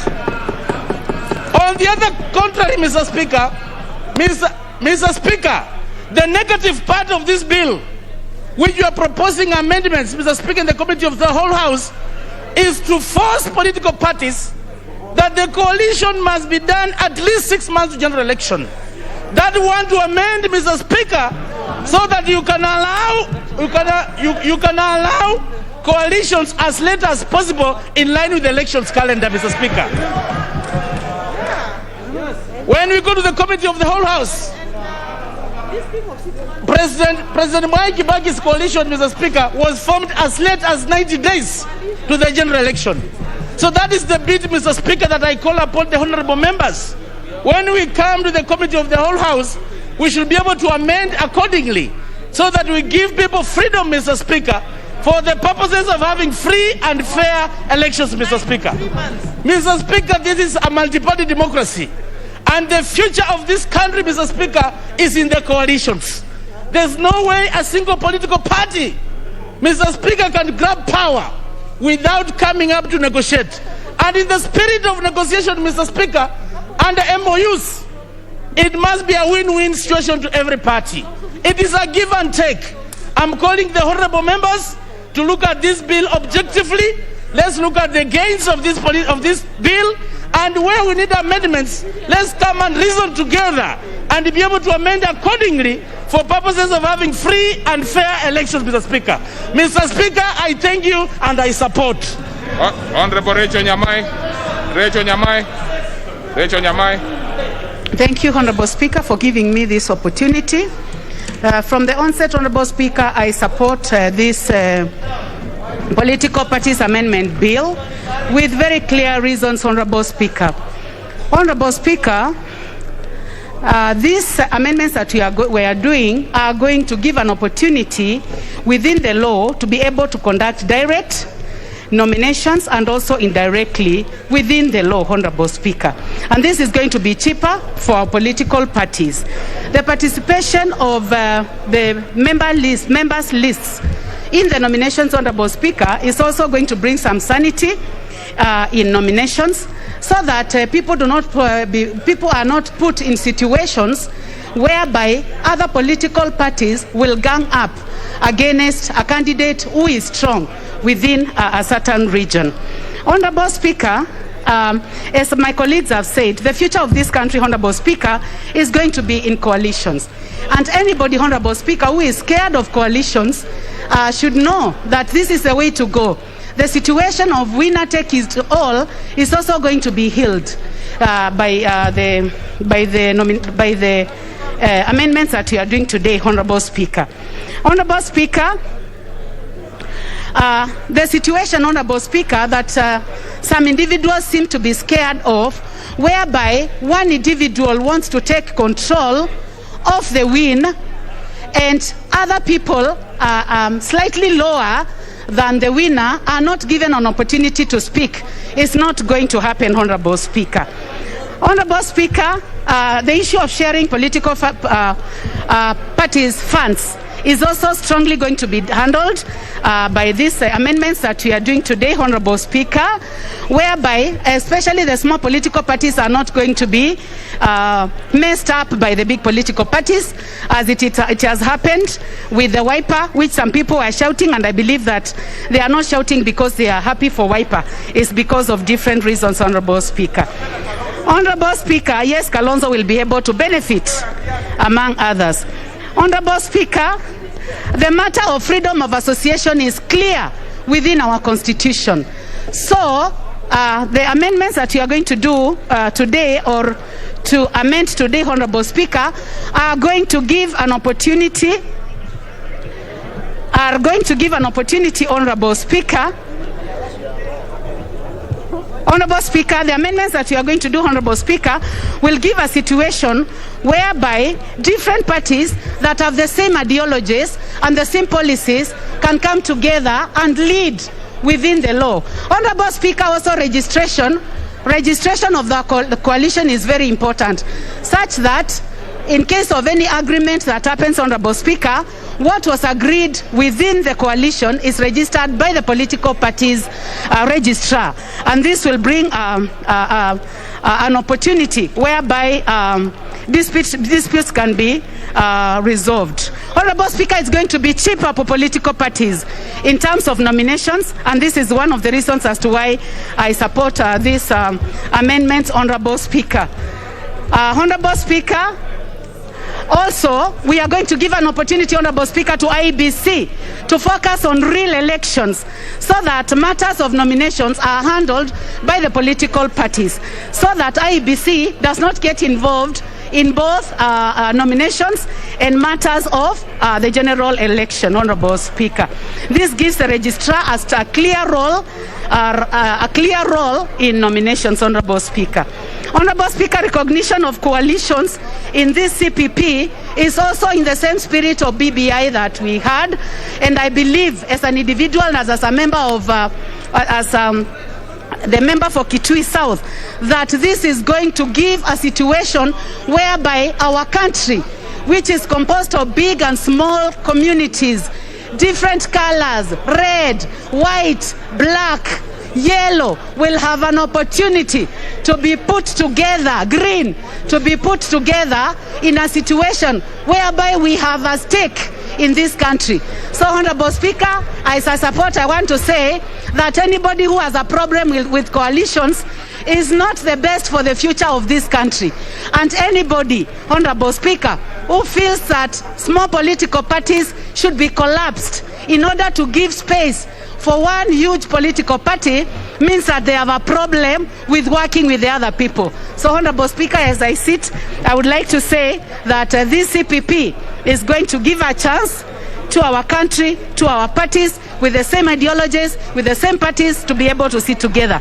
Honorable Speaker, I actually look forward already to this passing of this bill. Thank you. Thank you, Mr. Speaker. Mr. Speaker, from the onset, I stand to support, Mr. Speaker, the political parties amendment bill, Mr. Speaker. Mr. Speaker, I want to urge members that this is how Parliament conducts its business, Mr. Speaker. There must be a bill, there must be a debate, there must be a voting, and it will be decided in one way or the other, Mr. Speaker. Mr. Speaker, secondly, coalitions are here to live with us, Mr. Speaker, for the longest time possible, Mr. Speaker. Mr. Speaker, since the advent of multi-party politics, Mr. Speaker, coalitions have been in existence. And this is a bill that is going to make coalitions work better. This is a bill that is going to make our politics have better hygiene, Mr. Speaker, than it was, Mr. Speaker. You could hear people raising issues of previous coalitions, Mr. Speaker. Exactly, this bill is supposed to cure those problems, Mr. Speaker. This bill is supposed to make our politics going forward better than it is today, Mr. Speaker.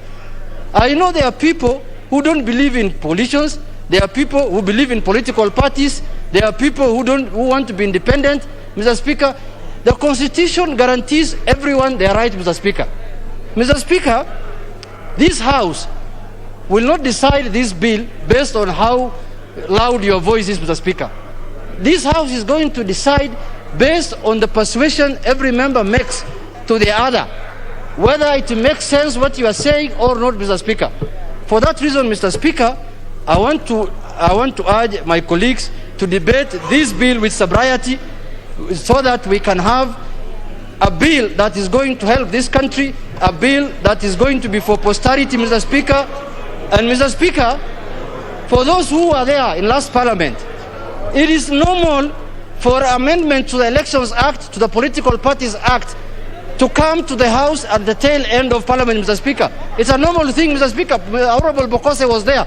I remember last Parliament, from the first election to the second election, there were amendments on whether elections should be conducted electronically or not, Mr. Speaker. Mr. Speaker, with those few remarks, I want to urge that let us not belabor the matter. This is a very clear bill. This is a bill that is going to make our politics better, Mr. Speaker. And if you have numbers, Mr. Speaker, don't be worried. Don't shout outside there. We have numbers. Bring your numbers here now. They are required in the House, Mr. Speaker. Okay. Mr. Speaker, we are going to win this one hands down, Mr. Speaker.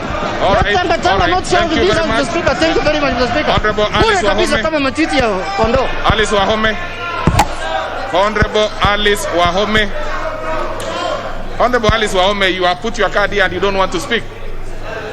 Honorable Alice Wahome.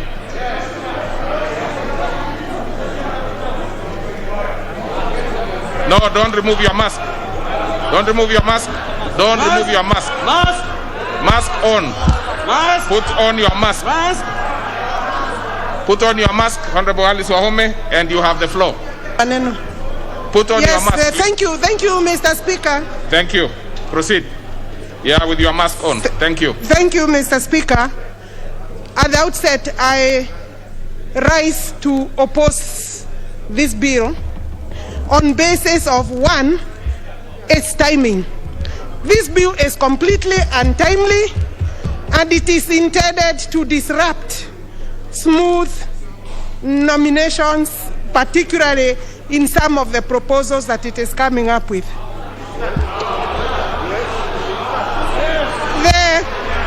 The speed, Mr. Speaker,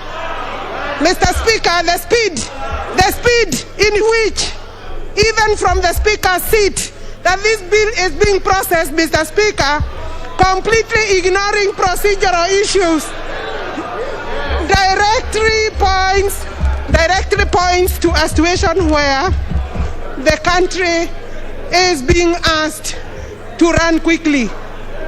Mr. Speaker, this bill runs contrary to the Constitution of Kenya 2010, especially when you look at the proposals regarding formation of a political party. The definition of what is a political party, Mr. Speaker, cannot be changed by a legislative enactment, Mr. Speaker. And that's what this bill, Mr. Speaker, is trying to do in some of the proposals that it has come up with. Mr. Speaker, even the fact that we have been summoned for a special meeting, Mr. Speaker, sitting of this House, points to the direction that there are people intended on controlling the general elections through this bill, Mr. Speaker, in August 2022. You will allow me say my thing, because we can see through these provisions the hand of the handshake partners, Mr. Speaker, who are now desperate and think that they can use the law, use this House, Mr. Speaker, to bring up provisions of the law that will facilitate an amorphous coalition of parties. The law today, Mr. Speaker, Mr. Speaker, allows coalition of parties. It allows coalition of political parties by the deposit of a memorandum to the registrar of political parties. What is this thing that has become so urgent, Mr. Speaker, that requires the session of the House to be called from leave, Mr. Speaker, to come and register it? When you look at the provision, every election period, Mr. Speaker, we find that there are disruptive provisions of the law that have been brought or are intended to give undue advantage to some people. Mr. Speaker, I'm therefore finding that the exercise of this House today, the summoning of this House today, in respect of this bill, absolutely unnecessary, Mr. Speaker. Mr. Speaker, the control, I will be moving some amendment, Mr. Speaker, on the register of members. We cannot allow the registrar of political parties to be the holder of the data of members of political parties. And Mr. Speaker, this is a very serious attempt by the registrar of political parties, with the deep state, I dare say, to control the register of members of political parties. And that will not be allowed, Mr. Speaker. Mr. Speaker, it is a shame that when people are dying, people have taken cancer billions, we are being summoned today to discuss about the formation of coalitions instead, Mr. Speaker, of dealing with the pandemic, including the pandemic in this House, Mr. Speaker, where yesterday every 8 people out of 10 who were tested, Mr. Speaker, turned positive, COVID positive yesterday. It is even exposing the members, Mr. Speaker, with a very useless bill. Mr. Speaker. This is not a pro-people bill. Mr. Speaker, this is not a pro-people bill. This is a very selfish move by this House today. We have a Political Parties Act that is able to deal with the issues of elections and nominations going forward. If, for example, bad habits like the ones of the ODM, by denying other parties their money, if that is what they are trying to cure, that cannot be cured by the law, Mr. Speaker. That can only be cured through good behavior, Mr. Speaker. And therefore, we want to tell them, you can deposit a memorandum of how you share the money and honor the memorandum, because many of you have never known how to honor memorandums, to honor gentlemen agreement and ladies agreement. Mr. Speaker, I do not want to add anything. And we are happy that people, Mr. Speaker,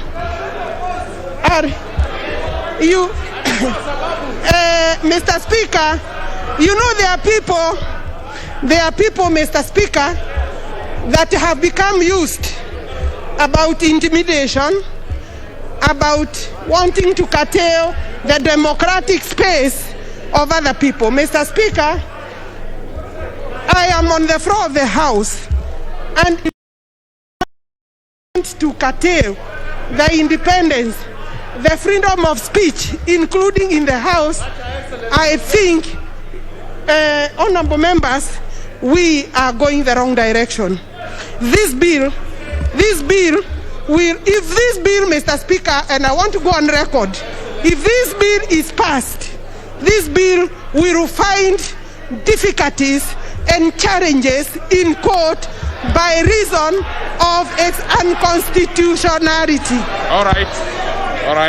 Mr. Speaker, I'm saying that if this bill finds, honorable members, let me talk. I'm saying, Mr. Speaker, for record, if this bill passes the way it is, and I know we will be looking at it because I have opposed most of it, it will find challenges on the floor or in the court for reasons of unconstitutionality. Thank you very much. Honorable Janet Ongera.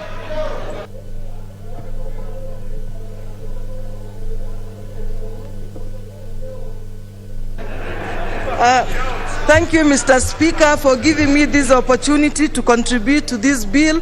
Mr. Speaker, I rise to support, and I would like to request our honorable members of this House to listen to what I have to say because, Mr. Speaker, I believe I'm one of the most sober members in Kieleweke. Mr. Speaker, I want to speak from experience. Mr. Speaker, I have run political parties for 10 years in my other previous life. And one of the reasons, Mr. Speaker, that was most challenging was the fact that we never had provisions for coalition political parties, whereby you would have corporate membership, Mr. Speaker. When I look at this bill, Mr. Speaker, it has provided for single political parties of single member constituency. I have seen that this amendment is going to provide for corporate membership. That is a coalition of political parties. It is also providing, Mr. Speaker, for alliances to be formed. What better democracy, Mr. Speaker, can we have when we are speaking about being democratic except by going through the way of this amendment? Mr. Speaker, the second point that I would like to say, Mr. Speaker, one of the greatest challenges that we have had in Kenya was how to share political funding, particularly where we have coalitions. Mr. Speaker, I remember that the late Kalembe Ndile died crying that he was never given his money by Jubilee Party. Mr. Speaker, I know that our partners in NASA were crying that ODM never gave them their money until recently. Mr. Speaker, what better provision than to have a clear provision that the registrar of political parties can actually divide this money based on proportionate representation. Mr. Speaker, I urge, and I seriously urge my colleagues in Tanga to look at this with clear eyes. Don't be clouded. Don't be clouded by the arena of the heat of politics. History will judge us wrongly. Let us look at this with very sober eyes and look at the provisions. There is nothing that is hidden here. This is very clear. Mr. Speaker, with those two remarks, I support this amendment. Thank you. Honorable Simiyu. Honorable Simiyu.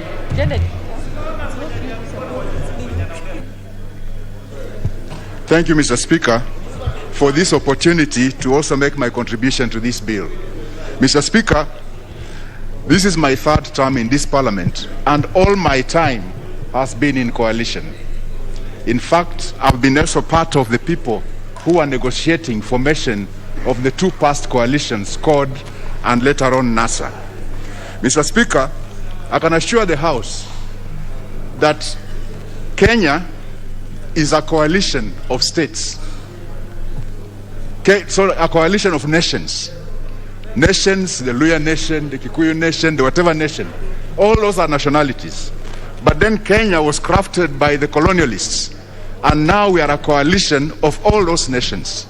We cannot escape the fact that our politics will also be governed by coalitions. These coalitions are an attempt, to actually overcome the issues of exclusivity in running the government. These coalitions are curing the issue of inclusivity so that people can feel included in the governance of the country. Mr. Speaker, if you don't know your history, if you don't remember your history, you are bound to repeat the same mistakes that led to that history. In the sense that we've all seen in the recent past a coalition like Jubilee opting to form one juggernaut party, and in the process it is slowly imploding. A coalition like NASA, eventually because of issues of funding, eventually implodes. All this need a cure, and this is one way that we can cure the problem. Mr. Speaker, I'll be very brief with this last comment. It is important that we all note there are those who are concerned about the timeline of forming coalitions. But we must note several things. One, IEBC will require time in order to do the ballots and all that. That time scale cannot be ignored. And it has to be done properly. We all know the history of IEBC, who have had issues with procurement. We must give them enough time to be able to do their procurement.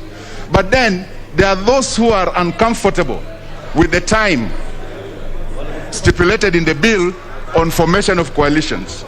But this discomfort, Mr. Speaker, is mainly dishonest. This discomfort is dishonest in the sense that there are people and several parties which are well known who are sitting on the fence waiting for the highest bidder. And these sort of coalitions and these sort of parties fear that when they are told to do their coalition 6 months to the election, they will be discovered where they lean to. And they are hoping to ride in such a way that they are not uncovered until 3 months to the election. And that's the discomfort about the timeline. Otherwise, there should be no discomfort about the timeline. If you want to play clean politics, make your coalition early enough so that you are able to go and campaign. You are able to give IEBC time to also prepare the ballots. But, Mr. Speaker, I support this bill. I support this bill and insist that we as Kenyans must rise up to correct the mistakes that we've made, to be able to make sure that we don't repeat those mistakes again. Mr. Speaker, what is I it, support. Honorable Mwadi? What is it, Honorable Mwadi? You don't, even you, once you have put your card, it is enough. You don't have to put your hand up. What is it, Honorable Mwadi? Thank you, Honorable Speaker. And Honorable Speaker, I've been following the debate. You have listened to the merits and demerits as articulated by those who have debated before. But at this point, Honorable Speaker, rising under Order 95, to ask that the mover be called upon to reply so that we can deal with the matters later. Honorable members, there are things that you will make decisions, but before we make those decisions, I want to make a ruling on what Honorable Murugara had asked me to do, and I'll be very brief because it's as brief as that. The Honorable Murugara raised two substantive issues, very substantive. That there was no public participation on the amendments proposed, the amendment bill, and secondly, that the amendments proposed are in breach of Article 260, Part 3 of Chapter 7 of the Constitution. The easier bit is about, the first one is about the lack of public participation. Honorable members, it has been established, and it is part of the report, that the advertisements were duly run by the Clerk of the National Assembly to notify the public of hearings, Parties Bill, National Assembly Bill number 56 of 2021, and to seek views of public through the said advertisement. I am aware that several groups appeared before the committee, and the matter of public participation is therefore settled. You remember yesterday, honorable members, the matter was brought to today because yesterday was the deadline at 5. So the issue of public participation is settled. On Article 260, Part 3, Chapter 7 of the Constitution, it's plainly providing for scope and requirement for political parties under Article 91 and 92 in generality. This House, therefore, insists with this particular important matter, and you will have your way to decide one way or the other. Apart from defining the political party, which is clearly not defined in the Constitution, the amendment proposes to deal with many other important issues, which will be up to you, honorable members, to make that particular decision. So, honorable members, then I propose to the second issue, as to whether you would want the mover to be called to reply as proposed by Honorable Mwadi. Will as many as of that opinion say aye? Aye. Many as of a contrary opinion say nay? Nay. The ayes have it.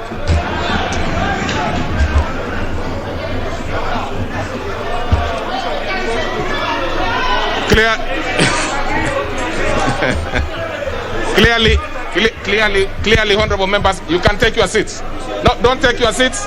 Allow the counting of these particular members, those who are standing. Count the numbers, and we confirm that we have the numbers to proceed to the next step. Yeah, just a minute, please. We are confirming. Those who are standing, don't sit down.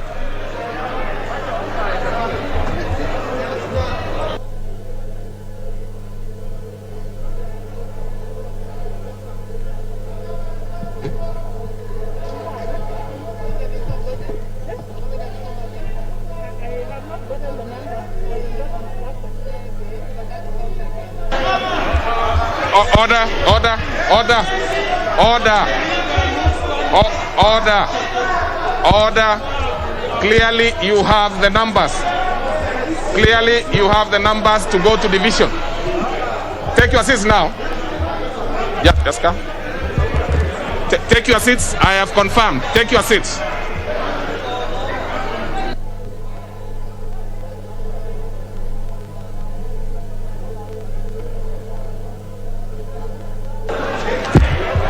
Order.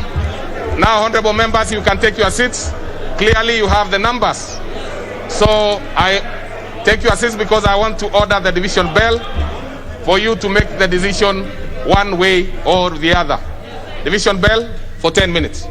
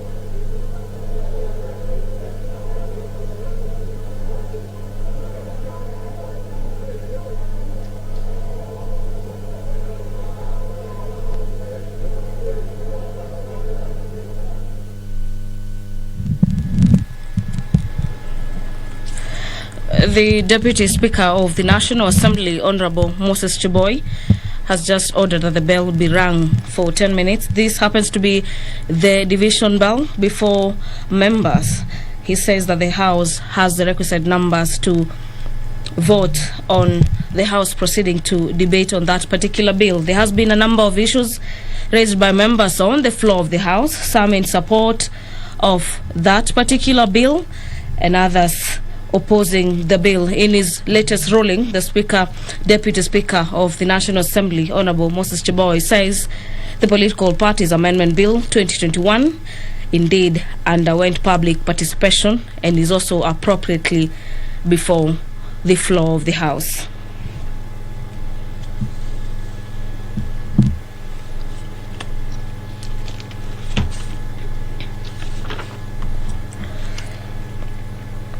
A number of members of Parliament, led by Kandara Member of Parliament Alice Wahome, had stood on a point of order objecting the bill, saying that it's untimely and was introduced before the floor of the House. This is to favor for subsection of the political divide ahead of the 2022 general election. The Political Parties Amendment Bill number 2021 seeks to, among other aspects, propose changes in the amendments and alteration completed under Section 1 that shall be dealt with accordance with the Constitution of the political parties, and the political parties shall form or inform the register of the political parties in a manner in which the objection was dealt with. The division bell on the floor of the House continues to ring to allow for more members to access the chamber before members proceed at the division stage to vote on a move that will allow the House to deliberate on the bill further. In the latest move, member for Limuru, that is Honorable Peter Mwathi, stood on a point of order requesting that the mover be called to reply and allow for the bill to move to the division stage. Clause 21 of the bill provides that for the insertion of the new sections 34B and 34C of the Act, this is to provide for the usage of technology by the Register of Political Parties. This is on the management of the political parties' records and the powers of the registrar. This is in respect of the political parties' records. Clause 24 of the bill provides for the amendment of Section 40 of the Act. This is to provide for political parties' disputes tribunal to also hear and determine disputes. This is in relations to the political party's nomination. Clause 23 further provides for the hearing of disputes relating to a coalition of political parties and proposes that this may be heard by the internal political parties' dispute resolution mechanisms and appeals to be heard by the High Court and the Court of Appeal. Members on the floor of the House continue with their deliberations, and this is either in support of the political parties Amendment Bill 2021 or to object it in its totality. Clause 25 of the bill provides for the amendment of Section 49, Subsection 2 of the Act, and this is to provide that the registrar may make regulations for the conduct of the political parties' nominations. In Clause 26 of the bill, it is stipulated that the bill provides for the amendment of the section schedule, this is to the Act, and providing that the constitution of a political parties shall provide for the address of the official website of the political party in question.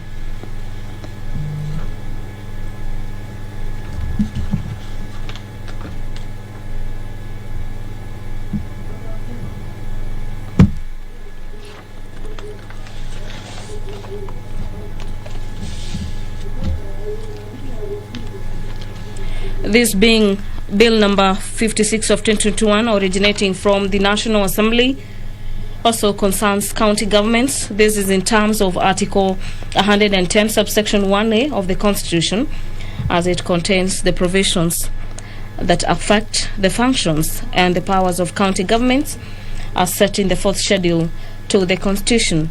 Article 110, subsection 1B provides that the bill relating to the election of members of the county assembly and is a bill concerning county governments to the extent that the bill, among other things, provide for circumstances under which a member of a political party may be deemed to have resigned from a political party, and this includes a member of the county assembly, and further makes consequential amendments to the Elections Act number 24 of 2011. And the bill is also a bill concerning county governments within the meaning of Article 110, subsection 1A of the Constitution. The bill by the Leader of Majority, Honorable Amos Kimunya, is an enactment of the bill and shall not occasion additional expenditure of the public funds.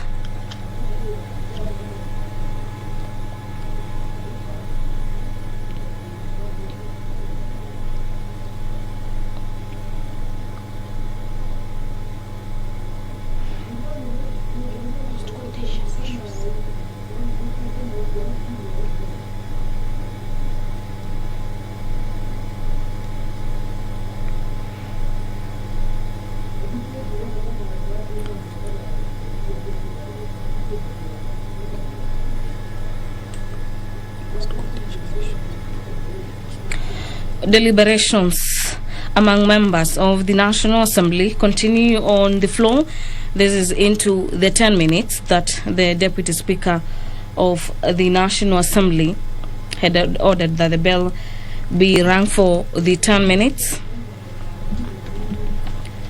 And among the contentious issues in the bill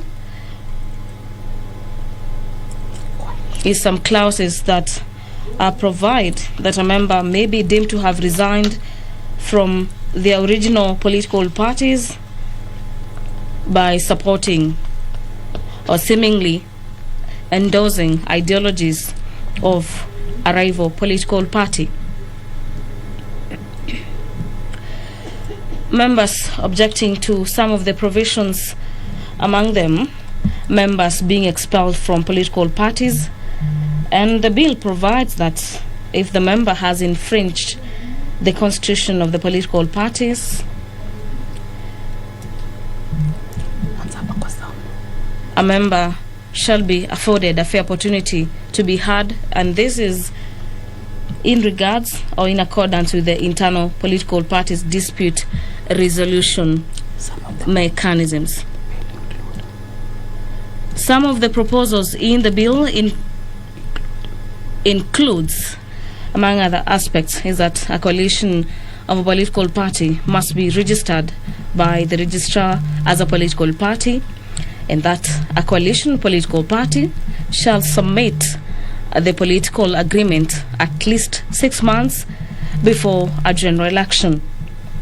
The bill also proposes tough measures for members of a political party who promote the ideologies of another political party, they seemingly raising questions among members opposed to that particular provision.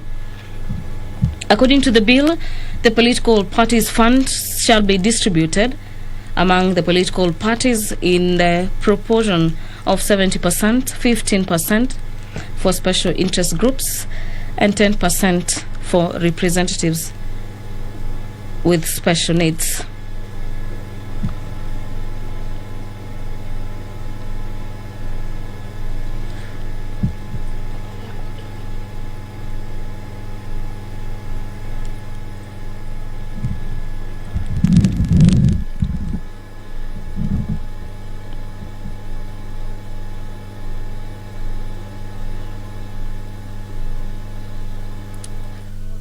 Pull the bus. Allow him. Okay. We don't want any member to... Let me ask him. Okay.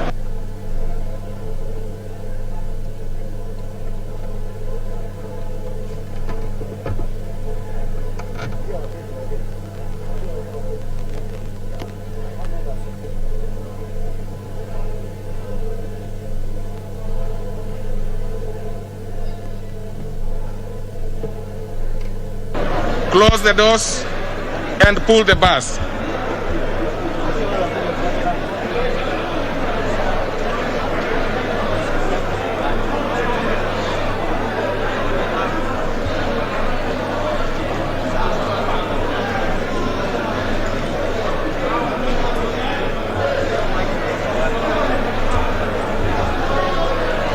Close now all the doors, including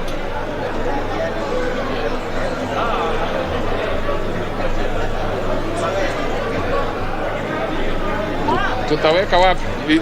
We need to put these members somewhere hapa or close huko. Yeah. Laini wasikuja hapa. Masara. Kwani you are 65 of you. But at least ulikuona ukitaka kupiga mtu.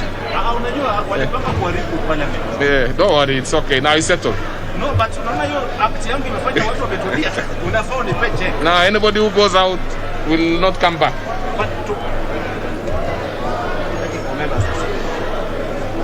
Now members, take your seats because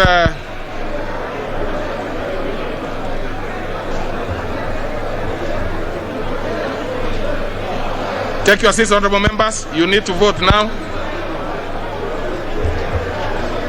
Take your seats. All the doors now are closed, including this one's going to the small chambers back behind here.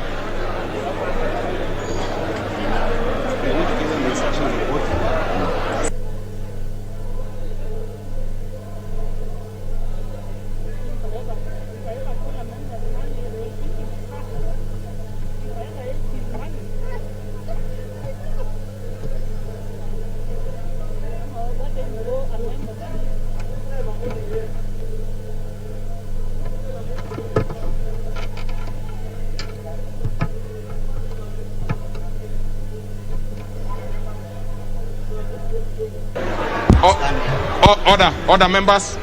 Now let me first of all put the question, which is that the Political Parties Amendment Bill, National Assembly Bill number 56 of 2021, be now read a second time. That is the question. No, sorry. Let's start first with the mover be called upon to reply. That was a particular question. So let me repeat again on record that the mover be now called upon to reply. All right?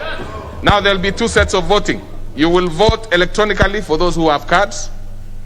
And so that we do not disenfranchise members who have not come with cards today, we understand the circumstances, will be allowed to vote manually. And those who are voting yes, Other members, members know their thing. So I'm sure it is you are sufficiently guided. So we will take that now. So those voting yes will come to the right of the speaker, and those voting no, that is the position. To the right of the speaker, those who are voting yes, those who are voting no, to the left of the speaker. That's the position. It does not matter. Maybe today you would have wanted to be nearer, but that is the tradition of the House. The ones voting yes always vote to the right of the speaker. And those who have your cards ready, we will be voting electronically. So what you need to do, those ones who do not have cards, just come.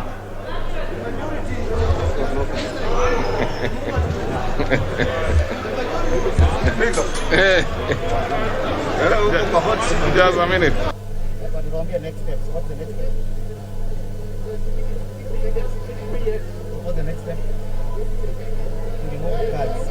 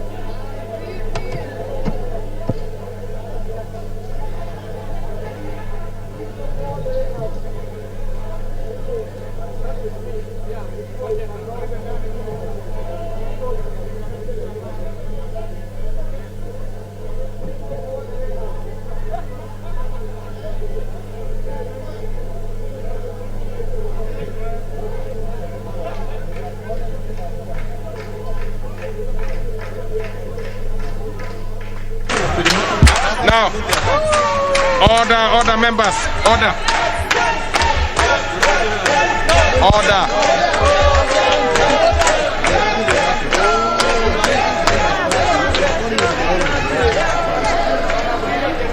Honorable Nasir, put on your mask properly.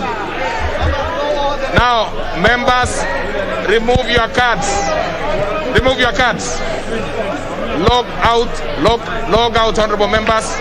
Those who have cards, log out fast.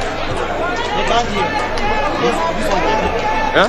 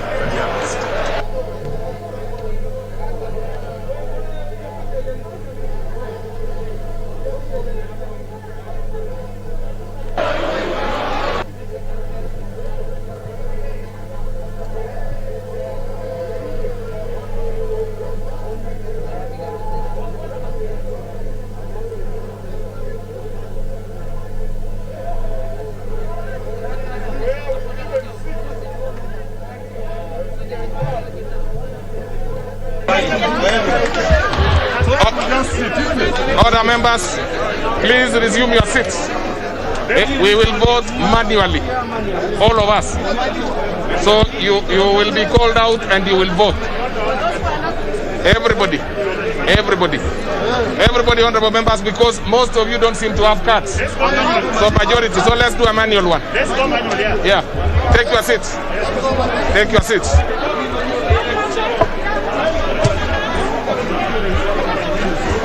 Take your seats. Take your seats.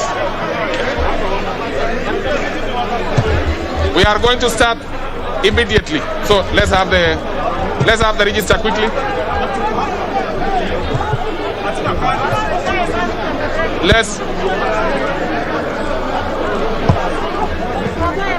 Please take your seats. Everybody seems to be.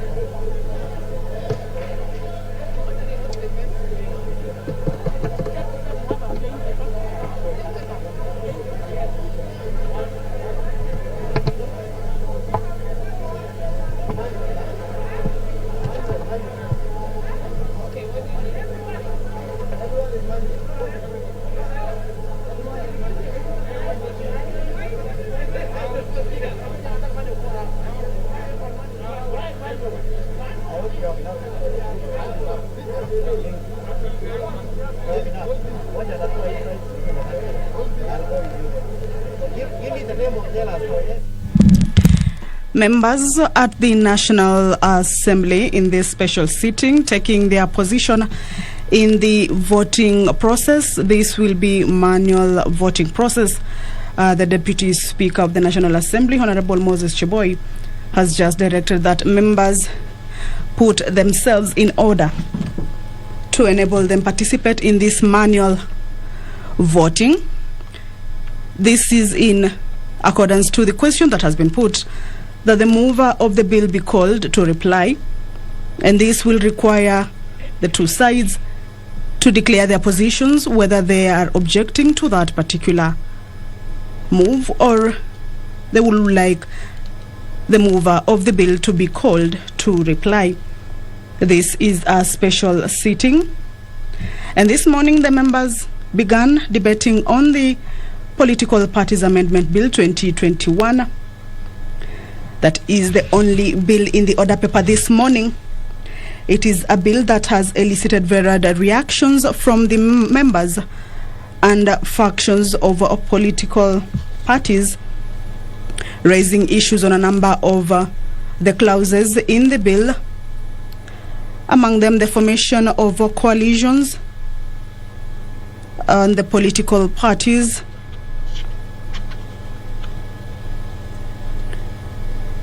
Other members, we need 2 tellers, 1 for ayes, 2 each, 2 for ayes and 2 for nays. And clearly, we just hold on. And all the members who will be voting aye will be to the right of the speaker, and then they will come and have their names recorded there. Those ones who will be voting nay will be to the left. And then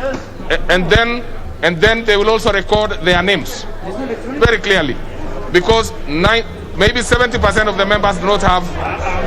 So we'll have 2 tellers. No.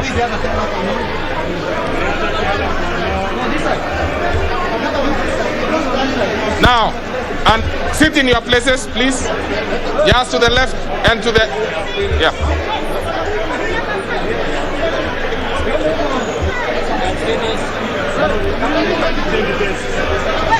Mr. Speaker, yeah. We don't do.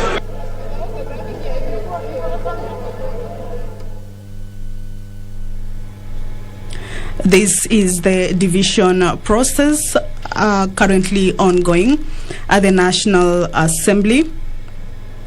This is in accordance to the move by the Deputy Speaker, Honorable Moses Chiboi, that the mover of the bill be called to reply, but it has necessitated the House to go on division for the members to decide or make their decision on whether they would like the mover of the bill to be called to reply.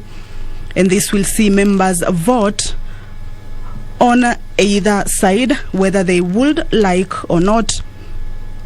And this one will see members who will vote yes, perhaps go to the right side of the speaker, and those who will be objecting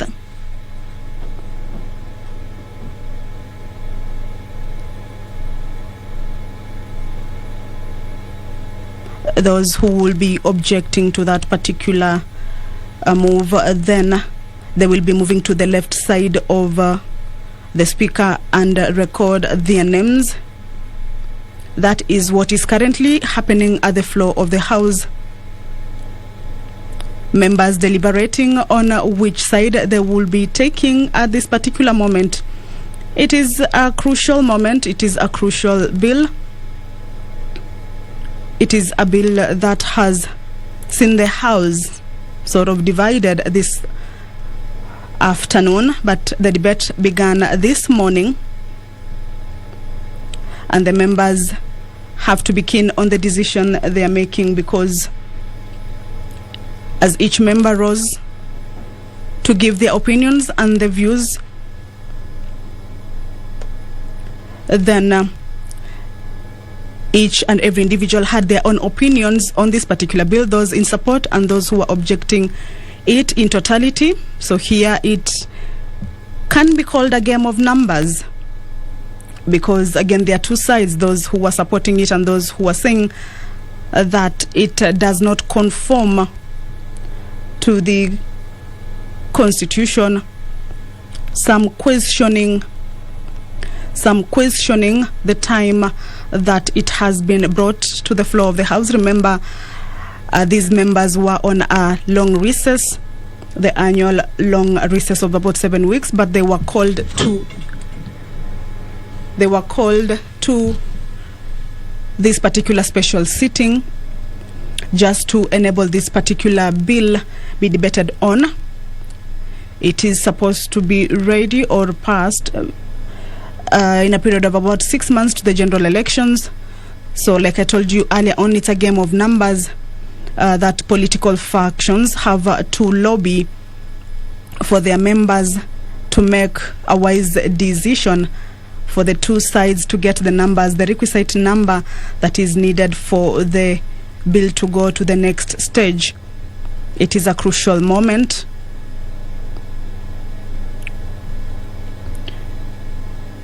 Members, they are still lobbying, still deliberating. Some perhaps in the middle, not knowing which side to go to. Others already decided. But at the end of the day, it's a game of numbers. Remember, it is a bill that has elicited varied reactions, leaving the House divided. And it is actually a bill that is likely to take, or rather to go on for the rest of this particular day. Like I told you, it is the only bill on today's order paper. And the members will have to be keen on each and every move that they make before the floor of the House this afternoon.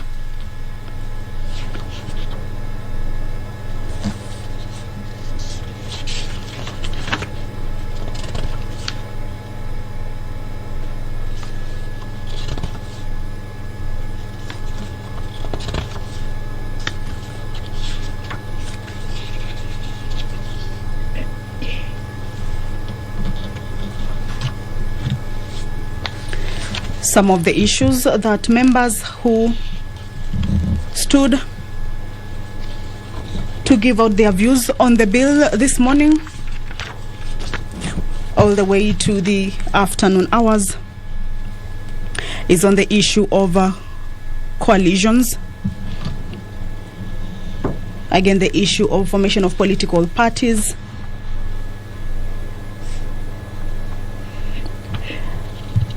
Clause 13 of this bill provides for the amendment of Section 21 of the Act to provide for both the suspension and the registration of a political party and the applicable process for suspension or the registration, where members who agree to this particular bill say that it is an opportunity for political parties, or rather members of a political party, in case a political party has been deregistered, then still protects everyone. This is in contrary to what the Political Act of 2011 said, and they were saying that this particular bill, especially this particular clause, allows for members of a political party to benefit or to get to be protected in case a political party is deregistered. Members, they are saying that this bill will actually protect everyone and that it should be voted for.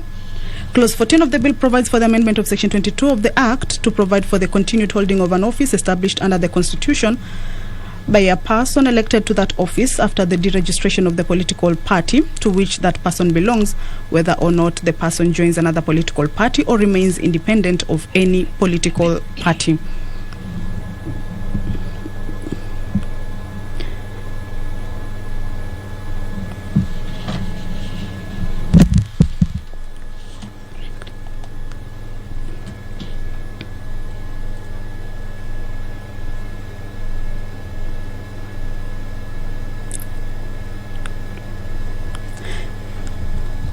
Some of the issues that members are objecting to, or that has caused the House to be divided, include the time. MPs here racing against time to dispense pressing matters, including election-related laws before re-election jitters jolt their operations. This is a bill that is sponsored by Majority Leader Amos Kimunya.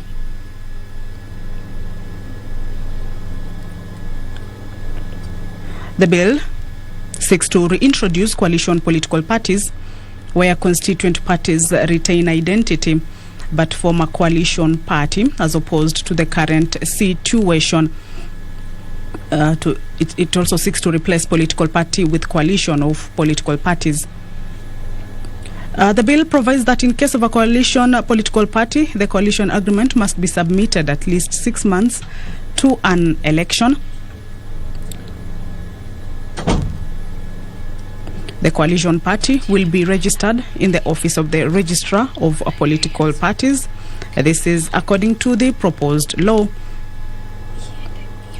It also provides that a person may be expelled from a political party if he or she contravenes any provisions of the constitution of a political party, in this case prohibiting party hopping, which is a situation that has been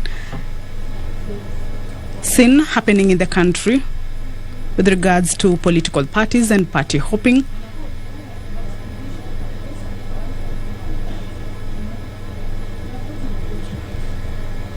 Members there still deliberating, still lobbying on which position they would be going to, or which side they will be taking on this particular step, whether the mover of the bill be called to reply or no. So this is a crucial moment, this is a crucial time. And because it's a game of numbers, remember this is a bill that has elicited a lot of reactions on basically what it entails and what other members purport it might cause in the forthcoming general election. Then these two sides, those who are for yes and those who are for no, need to be careful on what they will be voting on.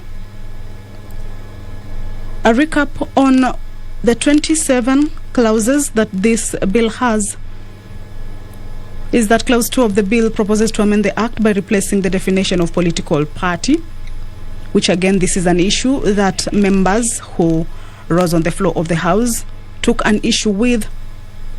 Some saying that the definition of a political party cannot be changed, but the bill proposes that the definition of political party be replaced with a new definition, and to insert new definitions of coalition political party, direct party nomination, indirect party nomination, and statement of ideology that are consistent with other proposed amendments to the Act contained in the bill.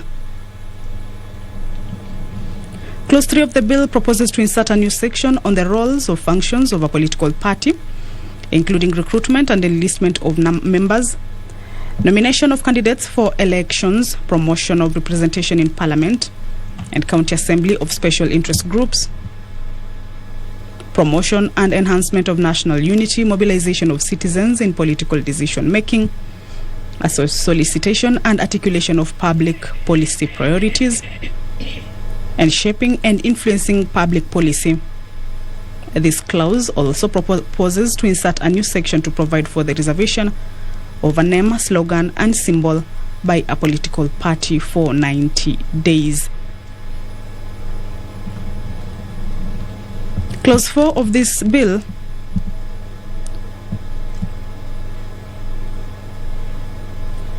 proposes to amend Section 5 of the Act. This is the 2011 Act, to provide that an application for the provisional registration of a political party shall be done after the reservation of a name, symbol, and slogan, and the lapsing of the reservation of the application is not done within 90 days of the reservation of the name, symbol, and slogan.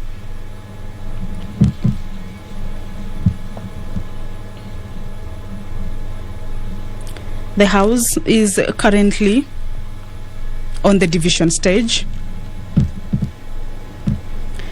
Currently in the chambers, the members are enlisting themselves on either yes or no side to allow the bill move to the next stage or be halted, belled temporarily. Remember, the Deputy Speaker of the National Assembly, Honorable Moses Cheboy, put the question on whether the mover of the bill be called to reply. But this is a crucial stage. This is a crucial bill that has necessitated members to take a vote on this. This is manual voting. Those who are for yes to move to the right side of the speaker, and those who are for no to move to the left side of the speaker. But lobbying is currently still going on. This is a stage where the House requires a simple majority, where if more members endorse the debate, the House moves to debate the bill for a period not less than 3 hours.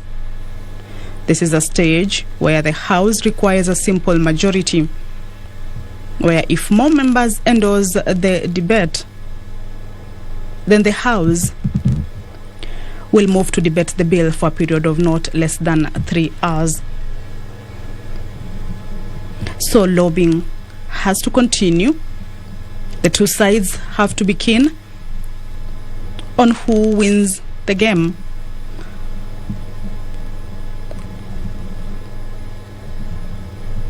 This bill is the only business of the day for members of the National Assembly on this day of 22nd December of 2021.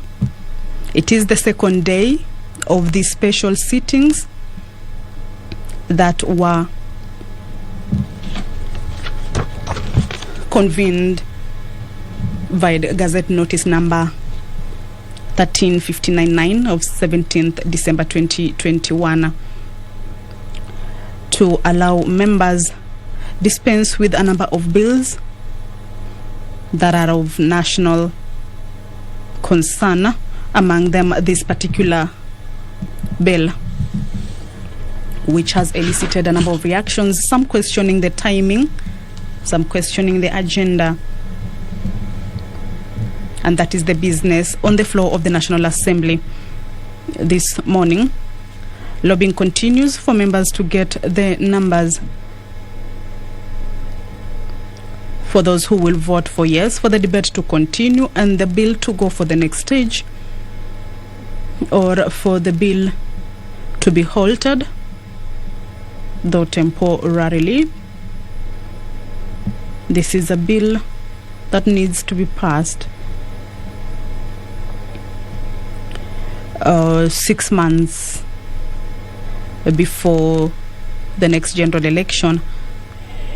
It is still on the second reading stage, and the mover is yet to be called to reply. Now this will depend on whether those for yes will get the numbers or those for no will get the numbers.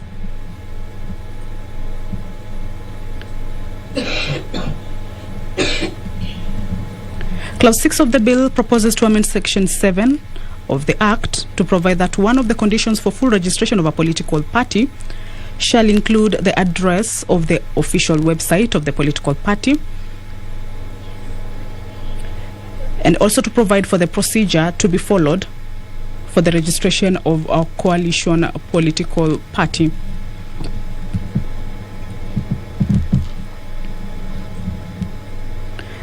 Clause 7 of the bill proposes the amendment of Section 8 of the Act to include the slogan of a party as one of the factors to be considered in making a determination whether or not to register a political party, and to increase grounds upon which the registrar may decline registration of a political party.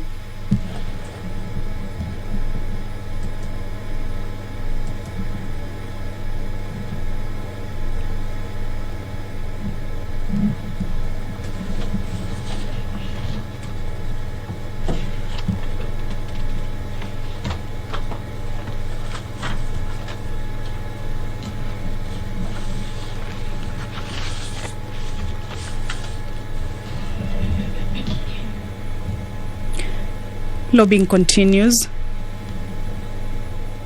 This is a crucial moment, as well as a crucial bill for the country, but the House is divided, and each stage matters for this particular bill.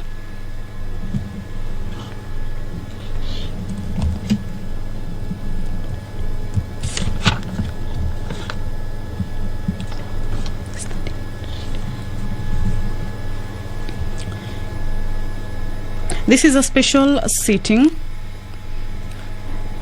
that was reached out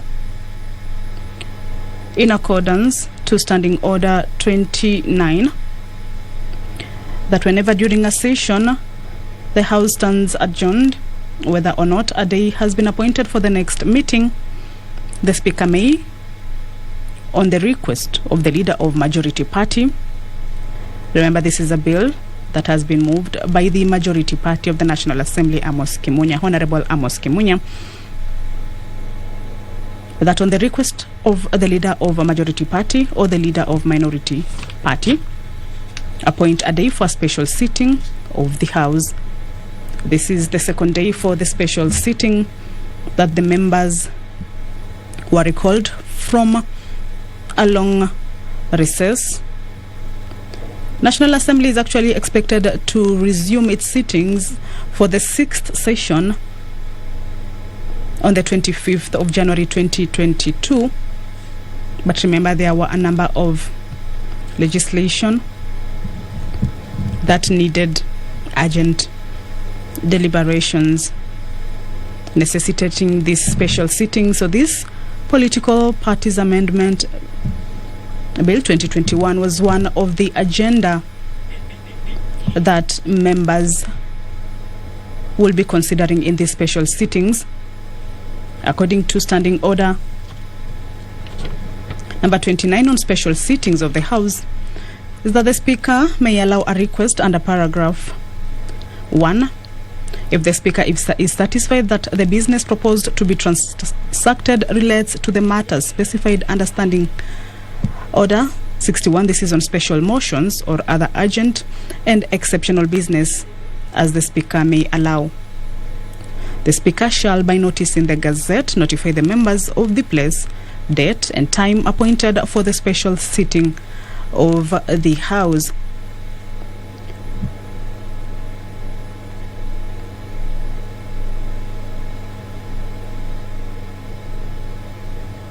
The Speaker of the National Assembly shall in writing notify the Speaker of the Senate of the date appointed for the special sitting. Remember, the special sitting are for both houses, the National Assembly and the Senate.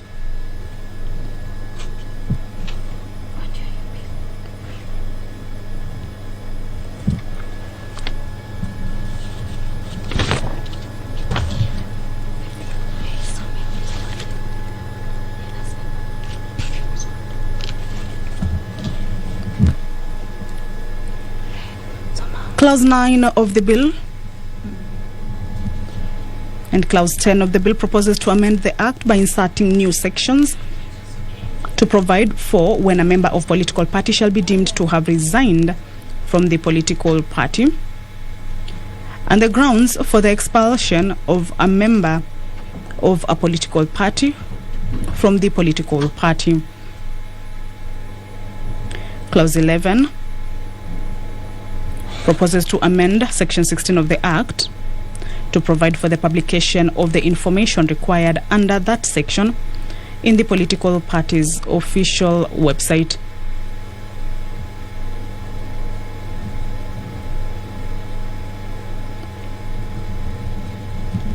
Members are still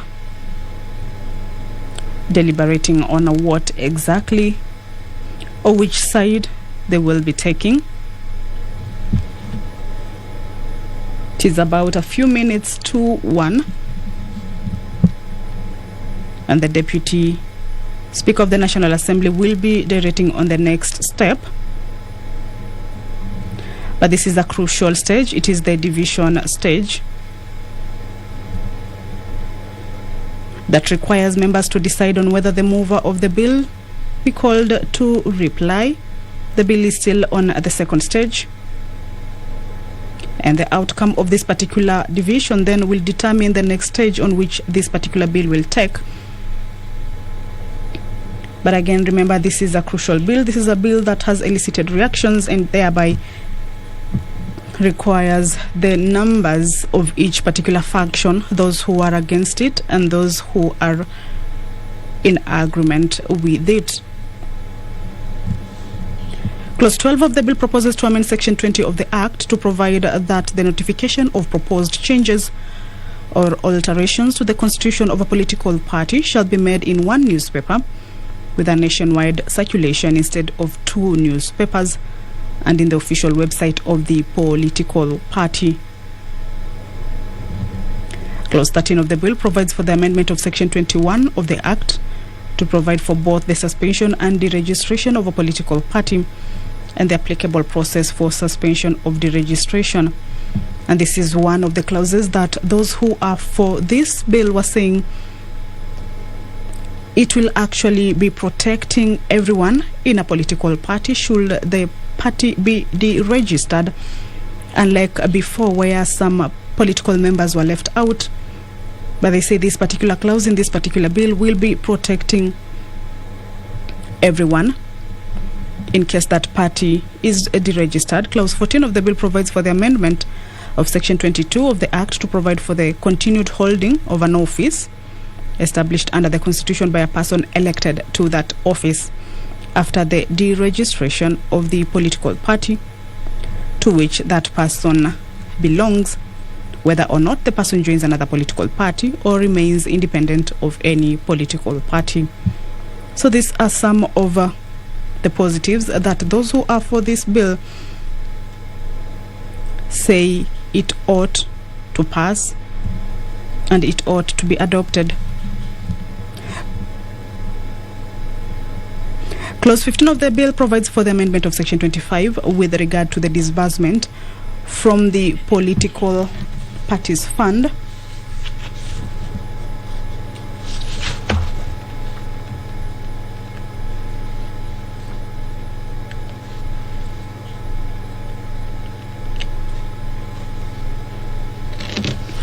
which says 70% of the fund proportionately be distributed by reference to the total number of votes secured by each political party in the preceding general election. 15% of the fund proportionately to political parties based on the number of candidates of the political party from special interest groups elected in the preceding general election, and that 10% of the fund proportionately to political parties based on the total number of representatives from the political party elected in the preceding general election, and then 5% for the administration expenses of the fund. The funds for a political party is yet another element that those who are for this particular bill say it will be addressing some of the issues that have been experienced before by political parties who were in coalitions on matters of distribution of funds.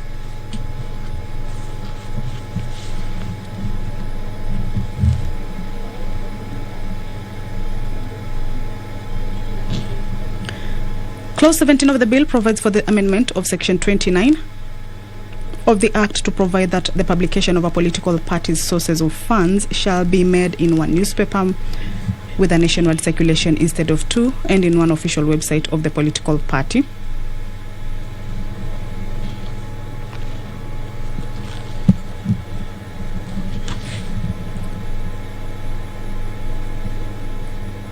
Members are yet to give the direction on what or which side they are on. Division is what is currently happening on the floor of the House at this moment. A question had been put on whether the mover of the bill be called to reply, but this being a crucial bill, it has necessitated for members to vote on it and take a manual vote.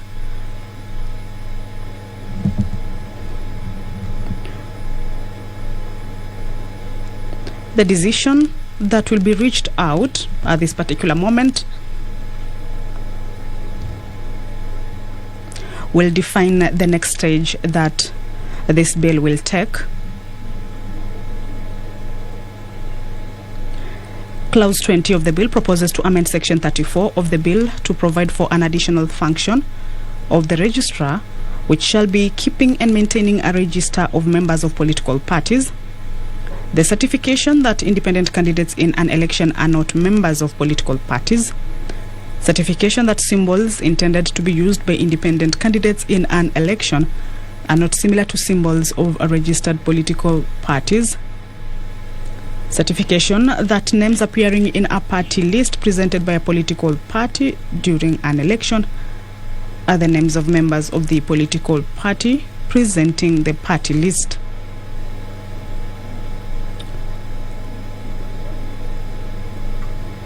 Another function for the registrar that this bill is proposing is on the regulating of political party nominations and training political party election agents.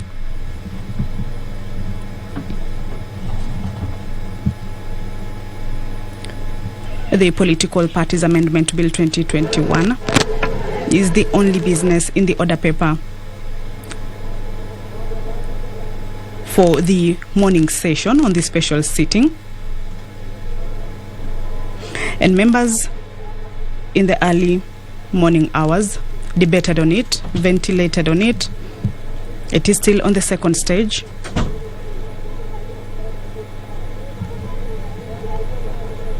And the outcome of this division stage then will determine the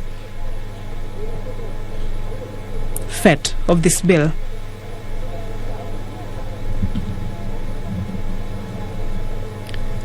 Clause 21 of the bill provides for the insertion of new sections, that is 34B and 34C in the Act, to provide for the use of technology by the registrar on the management of political party records and the powers of the registrar in respect of political parties' records.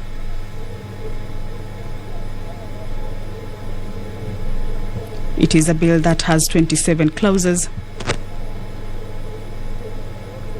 and some members have been raising questions on some of these clauses. Some have been raising questions on the timing, why the bill had to be discussed on this particular moment or at this particular time when the House had proceeded on a long recess.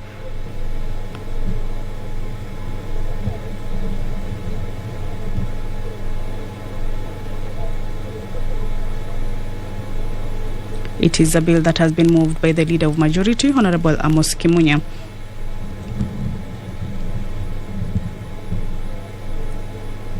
Clause 22 of the bill provides for the insertion of a new part consisting of new sections on political party nominations, including methods of conducting nominations, the establishment of structures by political parties for the conduct of nominations, the participation of registered members of a political party in its nominations,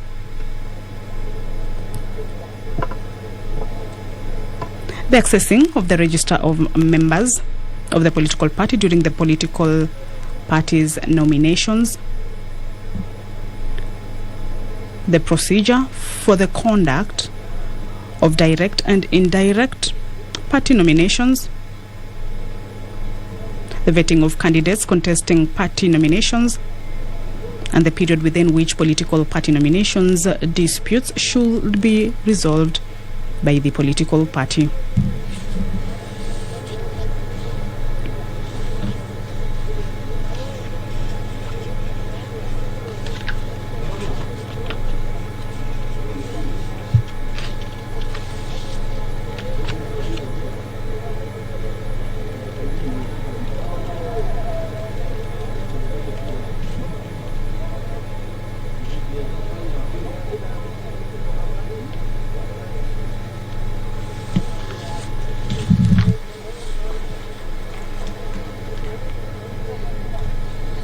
The bill also outlines roles and functions of a political party, that a political party may recruit and enlist members, nominate candidates for elections, promote representation in Parliament and county assemblies of women, persons with disabilities, youth, ethnic and other minorities and marginalized communities, sensitize the public on the functioning of the political and electoral system, promote and enhance national unity, mobilize citizens into participating in political decisions, as well as solicit and articulate public policy priorities as identified by its members and shape and influence a public policy. This is a special sitting of the bicameral parliament. This is at the National Assembly that was convened via Gazette Notice number 1359 of 17th December 2021. What is currently happening on the floor of the House is the division stage. Members to decide on whether the move of the bill be called to reply or not. So members continue enlisting themselves accordingly, either in support or in objection to the commencement of a debate on political parties amendment bill 2021. Normally the House rises by 1 p.m., but it's now 9 minutes past 1 p.m. And the timing has since been taken over by events on the floor. Upon conclusion of the exercise, Deputy Speaker, Honorable Moses Cheboy, is expected to issue directives ahead of the afternoon sitting. Remember, this is the only bill in the order paper that has been for the morning session in this special sitting.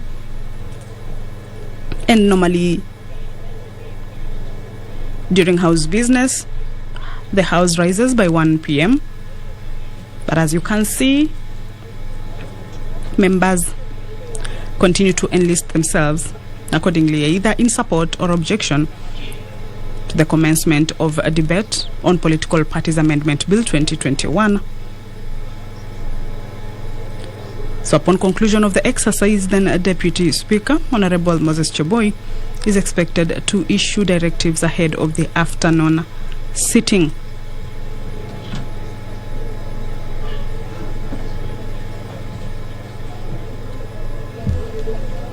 It is a bill that has gotten the House divided as it elicits varied reactions, mostly on the formation of coalitions, the timing of the bill, the political parties, the definition of a political party with something that the name cannot be changed, or the definition of a political party cannot be changed.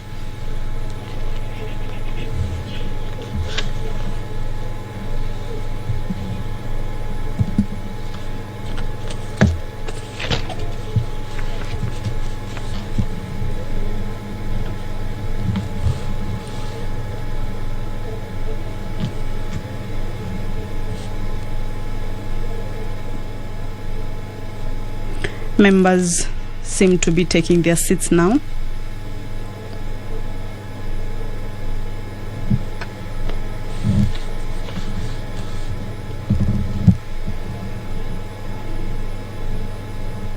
Earlier on, they were all over the floor of the House.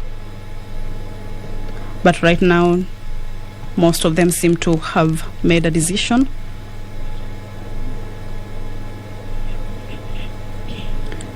On whether the debate should go to the next stage or not.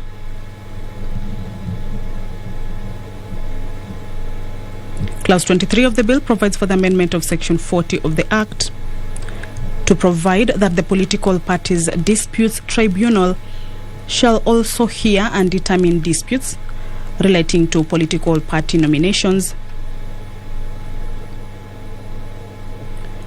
This particular clause also provides for the hearing of disputes relating to coalition political parties to be heard by the internal political party dispute resolution mechanism,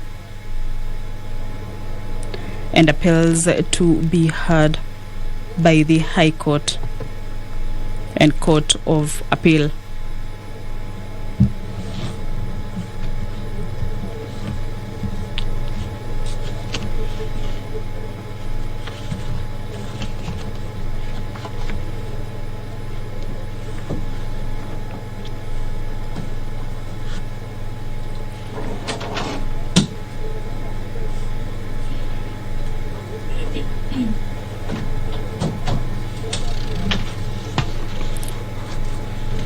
This is a special sitting of the National Assembly on this day of 22nd December 2021, and the business on the floor of the House is the debate on the Political Parties Amendment Bill 2021, which commenced this morning on the morning session, and it is the bill that was, or rather the only bill that was on the order paper for the morning session, and it is likely to take the better part of the afternoon of today's afternoon session, because this bill is still on the second stage.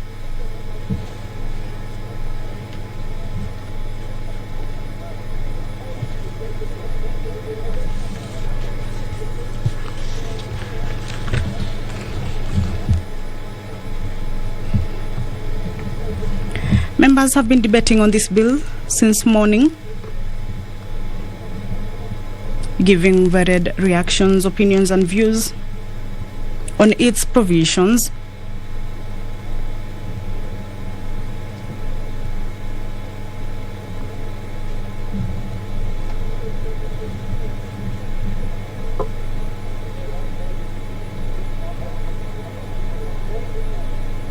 The bill says a person may be expelled from a political party if that person contravenes any of the provisions of the constitution of the political party. A political party shall, before expelling a member under Section 1, accord such a member a fair opportunity to be heard in accordance with the internal party disputes resolution mechanism prescribed in the constitution of the political party.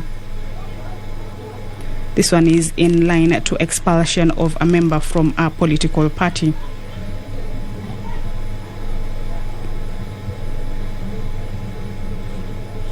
A person may be expelled from a political party if that person contravenes any of the provisions of the constitution of the political party,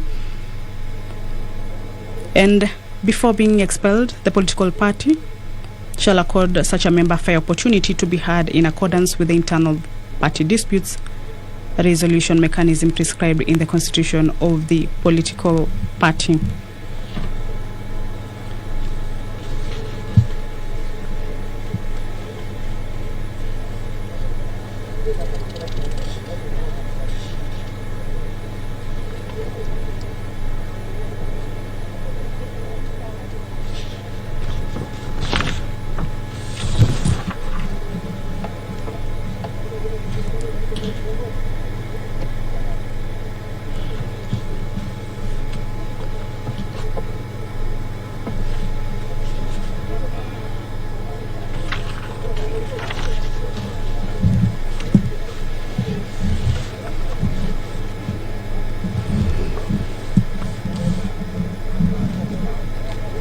Clause 24 of the bill provides for the amendment of Section 45 of the Act to provide that the enlistment of a person as a member of a political party without the person's consent shall be an offence. That the enlistment of a person as a member of a political party without that person's consent shall be an offence.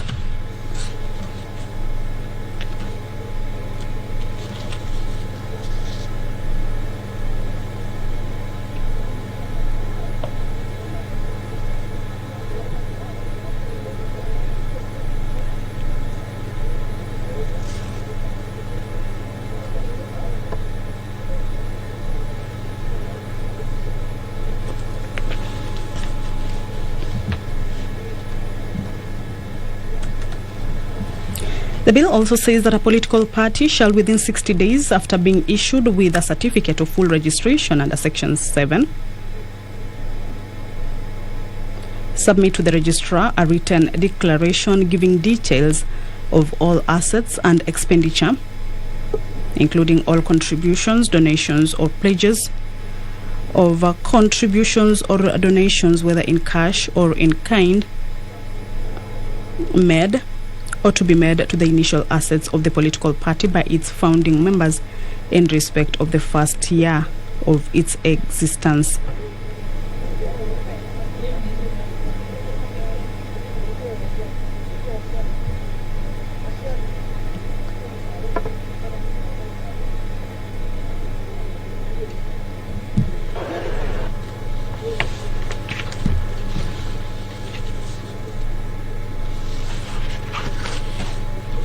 The bill is at the second reading stage.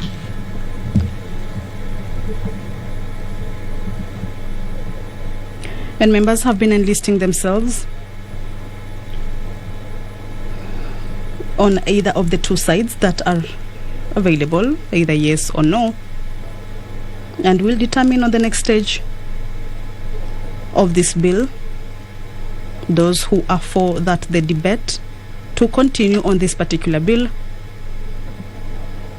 and those that are for the bill be halted for one reason or the other.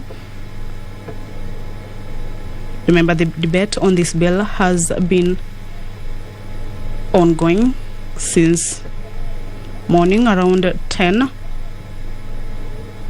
where the House commenced its business of the day on this second day of the special sitting.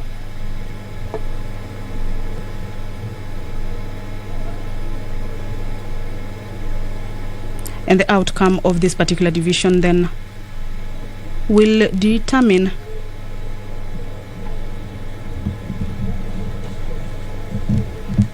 whether the bill will proceed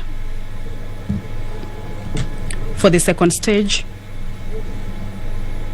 or will be halted. Clause 26 of the bill provides for the amendment of the second schedule to the Act to provide that the constitution of a political party shall provide for the address of the official website of the political party. Some of the clauses on this bill seem to be rather okay with the members, but a number of the clauses have been questioned, and that is what some of the members are against. For order members, now you can order members take your seats. Order Honorable Gladys Wanga is now calling the House to order. Order Honorable Sankok, you can now take your seat somewhere. What has been happening? Let me give you opportunity to take your seat, at least for you, Honorable Sankok. Sit somewhere. Okay. Then you freeze. So, honorable members, we have the results, and of course we expect the tellers to report in the usual manner, and then I'll make a brief communication on way forward in terms of many things that either are going to be done or not going to be done today. So let's have the reporting first, then I make a brief, and then we make a decision. Let's have the reporting first.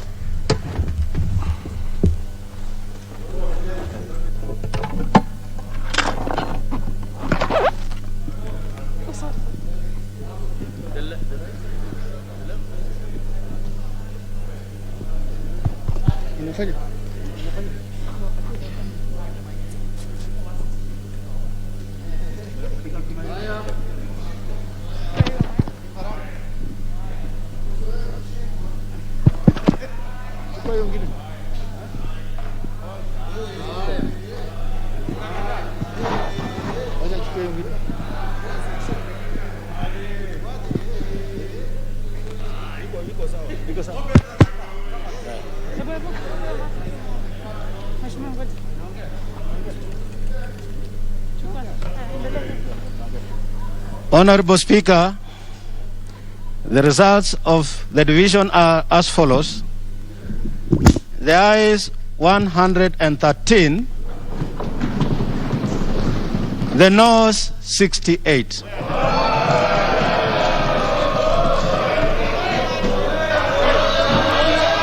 Let's have the results.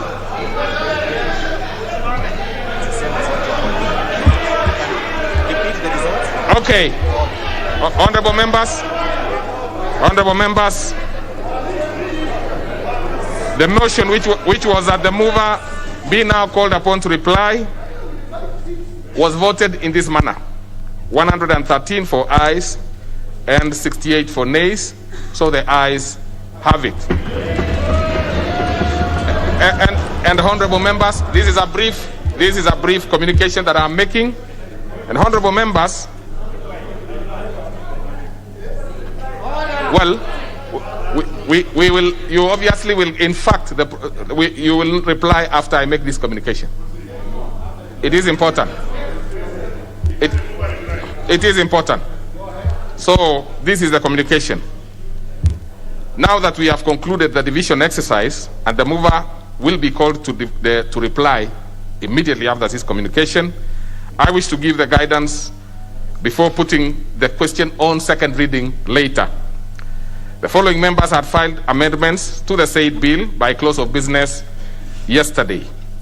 The Chairperson, Departmental Committee on Justice and Legal Affairs, the Honorable Savula, Honorable Kimani Ishungwa, the Honorable Caleb Kositany, the Honorable Daniel Tuitoik, Honorable John Kiarie, Honorable Alice Wahome, Honorable Aden Duale, Honorable Godfrey Ososi, Honorable Owen Bayer, Honorable Silvana Zosoro, Honorable and Honorable Didimas Barasa.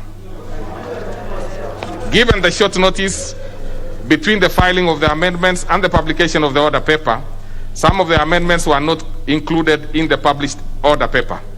Subsequently, additional amendments have been filed today by at least 4 additional members.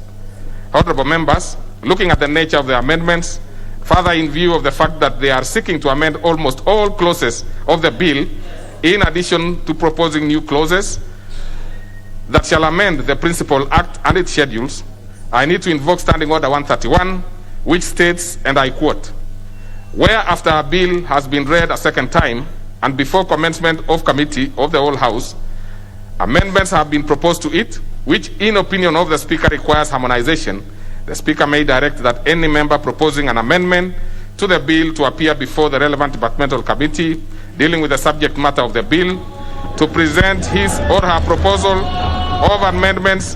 Committee shall submit report to the House on the result of the exercise before the committee of the whole House is taken."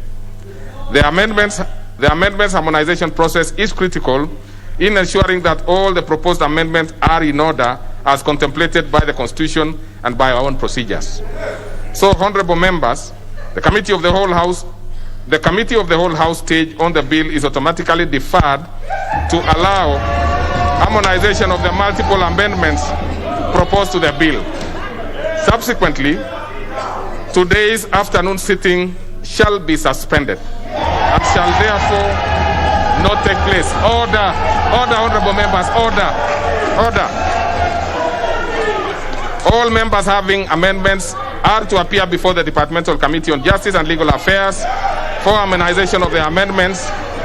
The committee is further required to engage the critical stakeholders, including officials of political parties, particularly in view of the fact that both houses of parliament represent over 21 political parties in the country.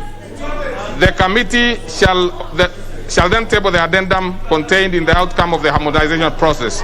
The House is duly guided. Now, this is what we are going to do.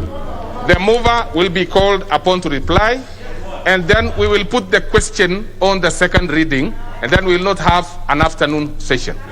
Mover be called upon to reply.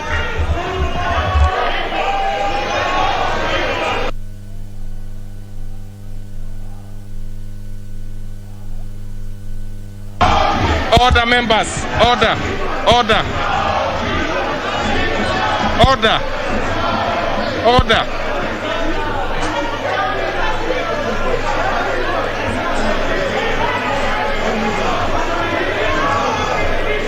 Now,